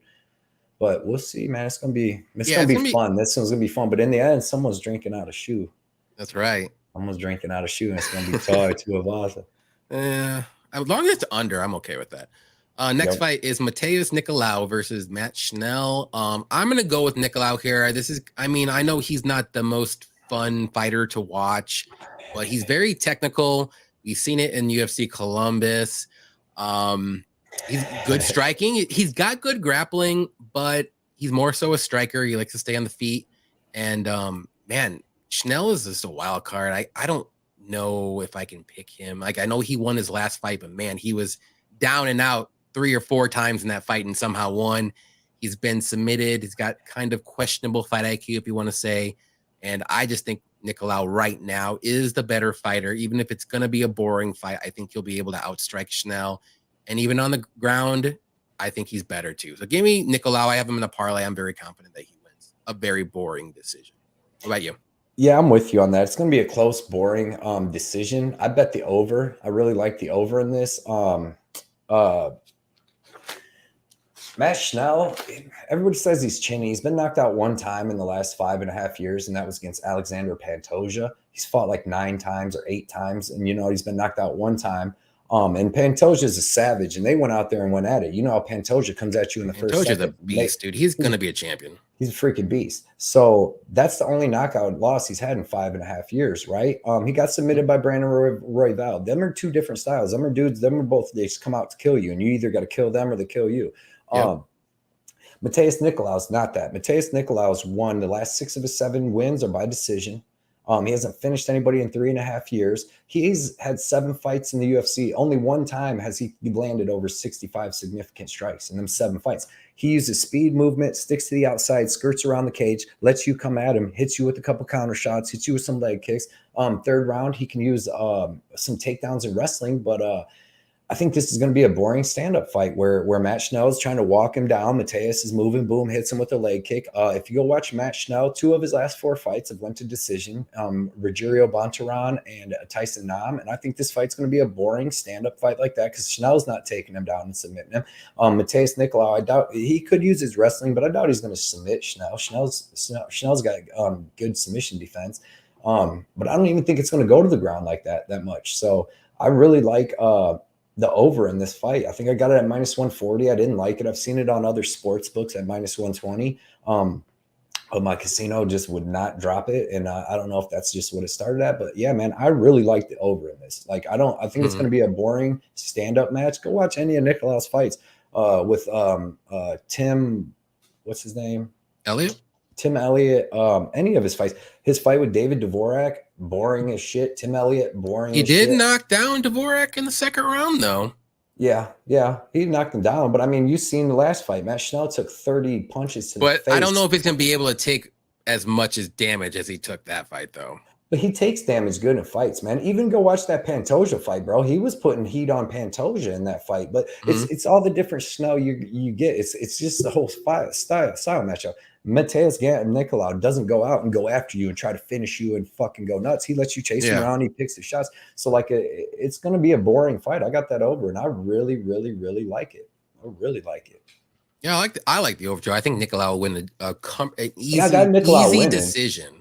Yeah, easy better decision. Striking, better wrestling, better grappling. But he just, like you said, he's a smart point fighter. He just wants to win. Even if I bet him against Tim Elliott, dude, and that fight came down to the 3rd round because fucking Nicolau don't throw no punches. He threw like 13, 14 punches a round. He's throwing like 4 punches a minute, landing 4 punches a minute. It's not that much. And yeah, man, I just don't think that he finishes Schnell. I think he wins though, for sure. So boring, close though. I don't think he dominates where it's like he drops him a whole bunch and this and that. I think that it's like a close fight, man. That's how he fights. It's just how he fights. Artudo said, I'm glad Ty is on the ticket because it reminds me everyone that Johnny has to do a shoey because olives lost. Actually, it wasn't a shoey. It was I had to eat olives. And I have that video on my Instagram. Go check it out. And I hate olives. Not the fighter, but the real food. It is awful. Gross. I did have a shoey bet with Patrick. 2 shoey bets. One got canceled. I did win that shoey bet. And Patrick does owe a shoey bet. I will say that again. So just in case if he does forget, it's on tape. You see Mushrooms got a shoey bet with Daz, dude. I did see that. I put that on there. I like that. Okay. All right. I like it. There we go, guys. Let's do more shoey bets in the community. Yeah. Make sure you put it on Instagram, whoever loses, or Twitter, or whatever. Get the shoey. Get her done. All right, let's move on up to the next one, which is going to be the co-main event of RDA versus Barberena. Who do you have here? Man, I just got RDA. Just so you know, Nicolau is 100% on the poll. Sorry.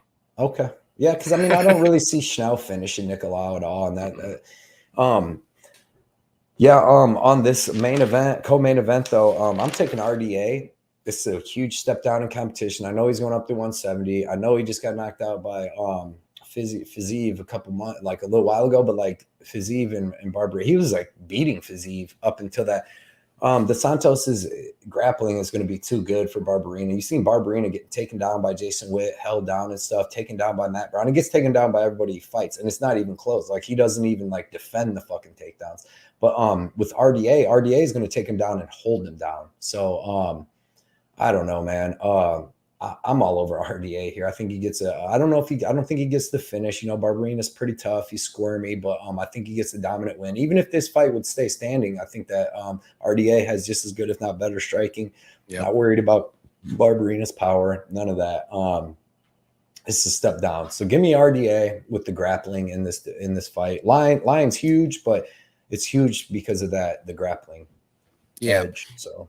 Yeah, I got RDA here. I think this is a lock of the card. I don't like the line, though. I'm not going to bet the money line. I do like the over. I have that in a parlay. RDA, I think, like you said, on the feet, I think RDA has the advantage on wrestling. RDA all day. I think this fight's more so for the fans, I think.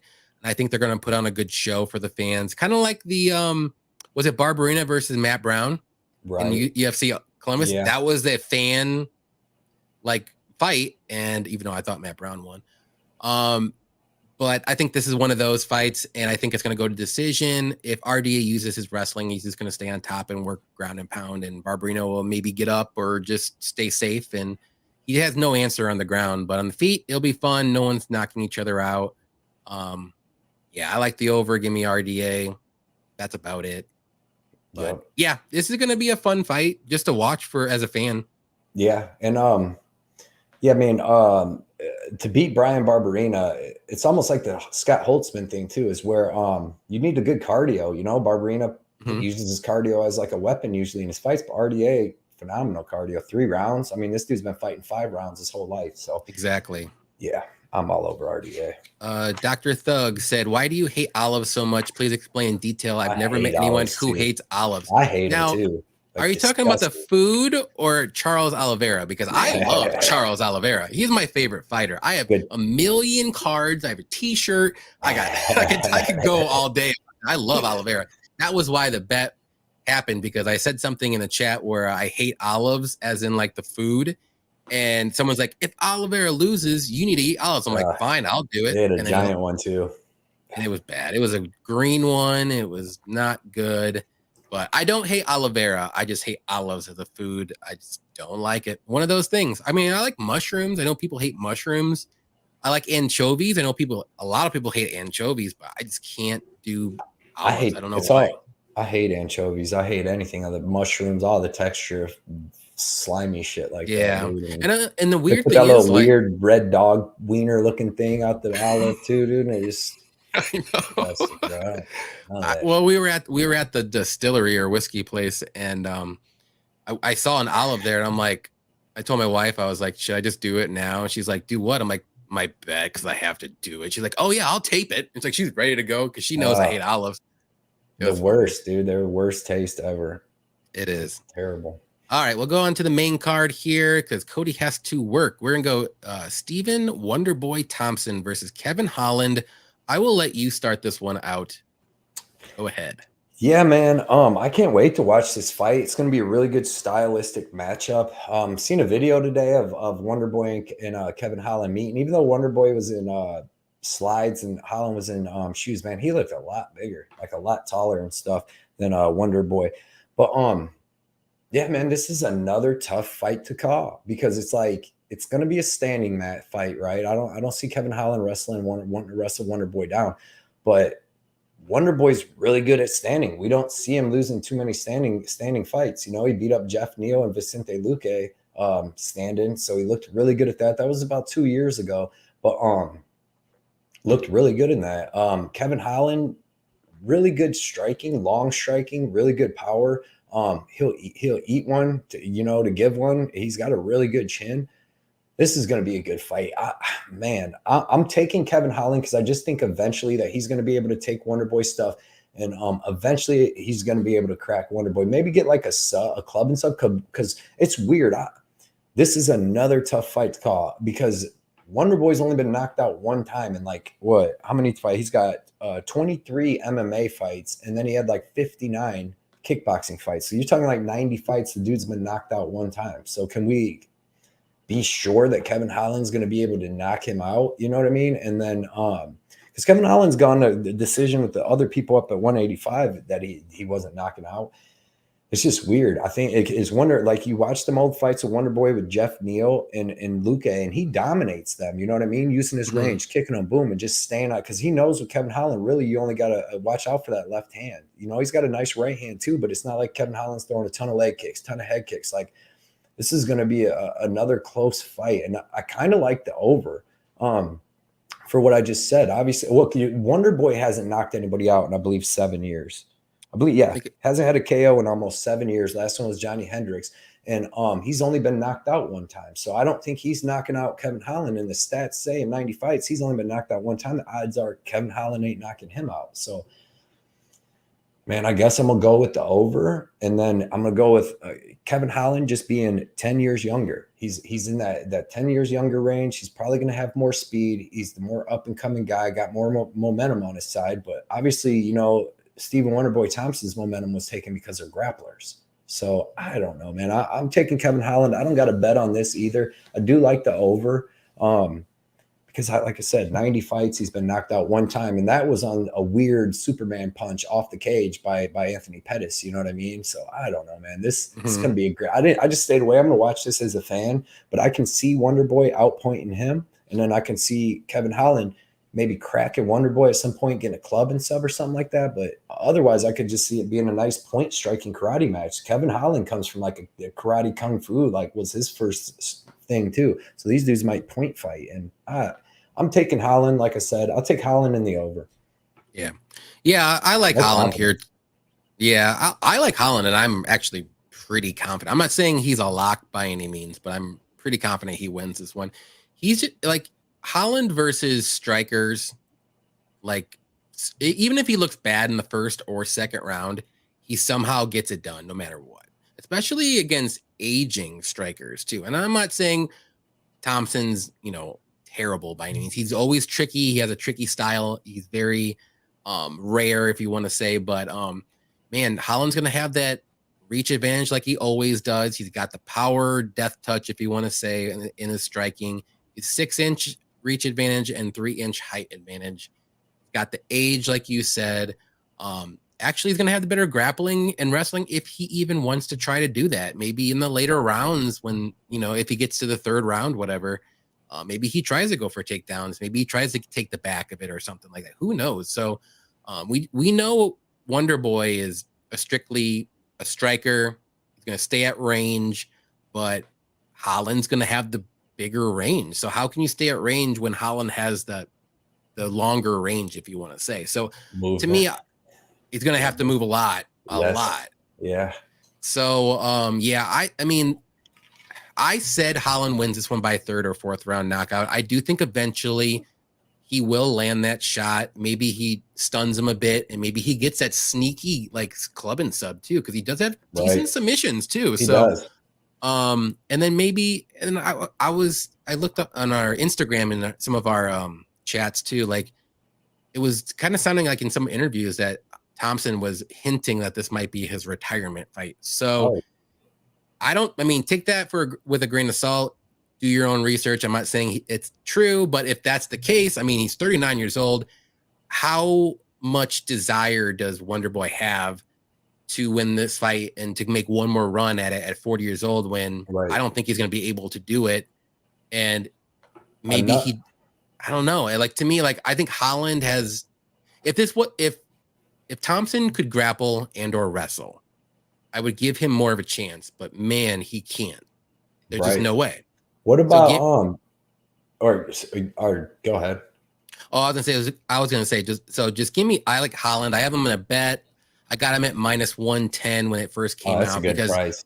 That was one of the lines that I saw on this card right away. I was like, I gotta go Holland, especially against a striker. If Holland was going against someone who can grapple or wrestle, then I would have some hesitance. But he has nothing to worry about now. Right, he can even grapple.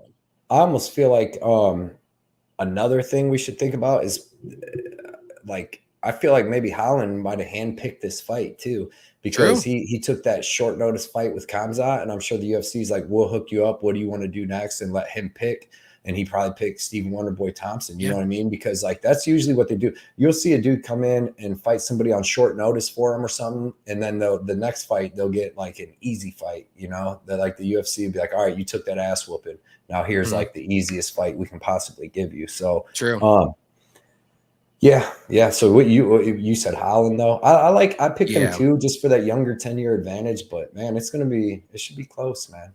It'll be a fun fight just to see the styles like match up between each other in the first and second round. But I think eventually, like in a lot of Holland's fights, like against strikers, like he just finds a way or he finally figures out what he needs to do, and then he'll do it later in the fight. And this is a 5-round fight too. So, I mean, we know Kevin Holland has 5-round cardio. We know Thompson has 5-round cardio probably, but we'll just...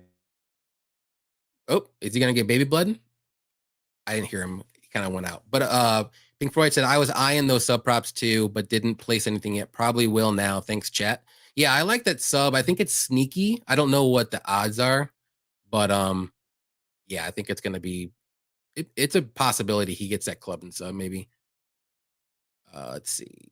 Damon, what's up? He said, Holland came out of retirement for another check. He don't want to smoke with that Cobra Kai Thompson. Yeah, I don't know about that whole Holland retirement. I think that was just a, I don't know. I have my thoughts on that. I think he just did that on purpose, maybe to get a better fight, and he got the fight that he wanted, that the UFC gave him, like Cody said. And yeah, one of those things. Thompson said he wants to fight Nick Diaz. If he wins, that tells me all I need to know. Exactly. And Wonderboy's evasive style works against smaller welterweights, and he still gets caught. Holland's reach will be a problem. Agreed. And we got baby blood. What two do you want to know about? What 2 fights you think we should ask her? Let's do close fights. Tracy Cortez versus Amanda Hebis. Tracy Cortez or Amanda Hebis? Amanda Hebis. There we go. Kevin Holland or Stephen Thompson? Stephen Thompson. You picked the last ones. No, underdog. Yeah, he's an underdog. You picked the last. All right, so we got them two. You want any more? Let's see. One more. I'm trying to think of a look at the screen. Close one. See? Let's do. There's one more close one. I can't. Nico Price and Philip Rowe. What order you want me to say them? Let's just do Philip Rowe and Nico Price. All right. Philip Rowe or Nico Price? Nico Price. No underdog. He's underdog. No, he's underdog now. He's underdog now. Nico Price? Yes. No, he's not. He was. My bad. He's a favorite. All right, beauty. I'll write them 3 down. You ready? We'll talk to him later. Next time I have her more prepared. I don't think she was. Bye, big blood. Johnny said bye. Bye. Whatever, Avery. She's in a bad mood tonight. Yeah, I know.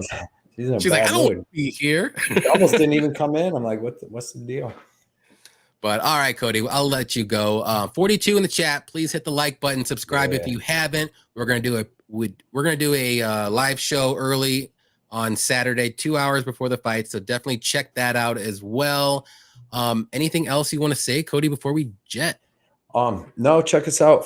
My official bets video will be out tomorrow. Check me out also on Patrick's Addicted Combat channel tomorrow at 6:30 Eastern.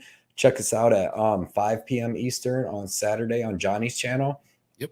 With all these other great cappers.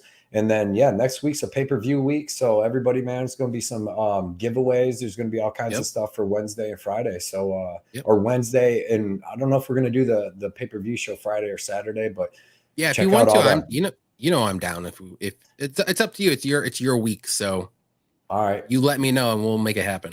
Well, the one's going to be next Wednesday will be on my channel, but the pay-per-view one will be on yours. No, it's going to be on yours. Oh, is it? No, I'm going to do this one on my channel. And then we'll do the next one on yours, and then we'll start fresh next year.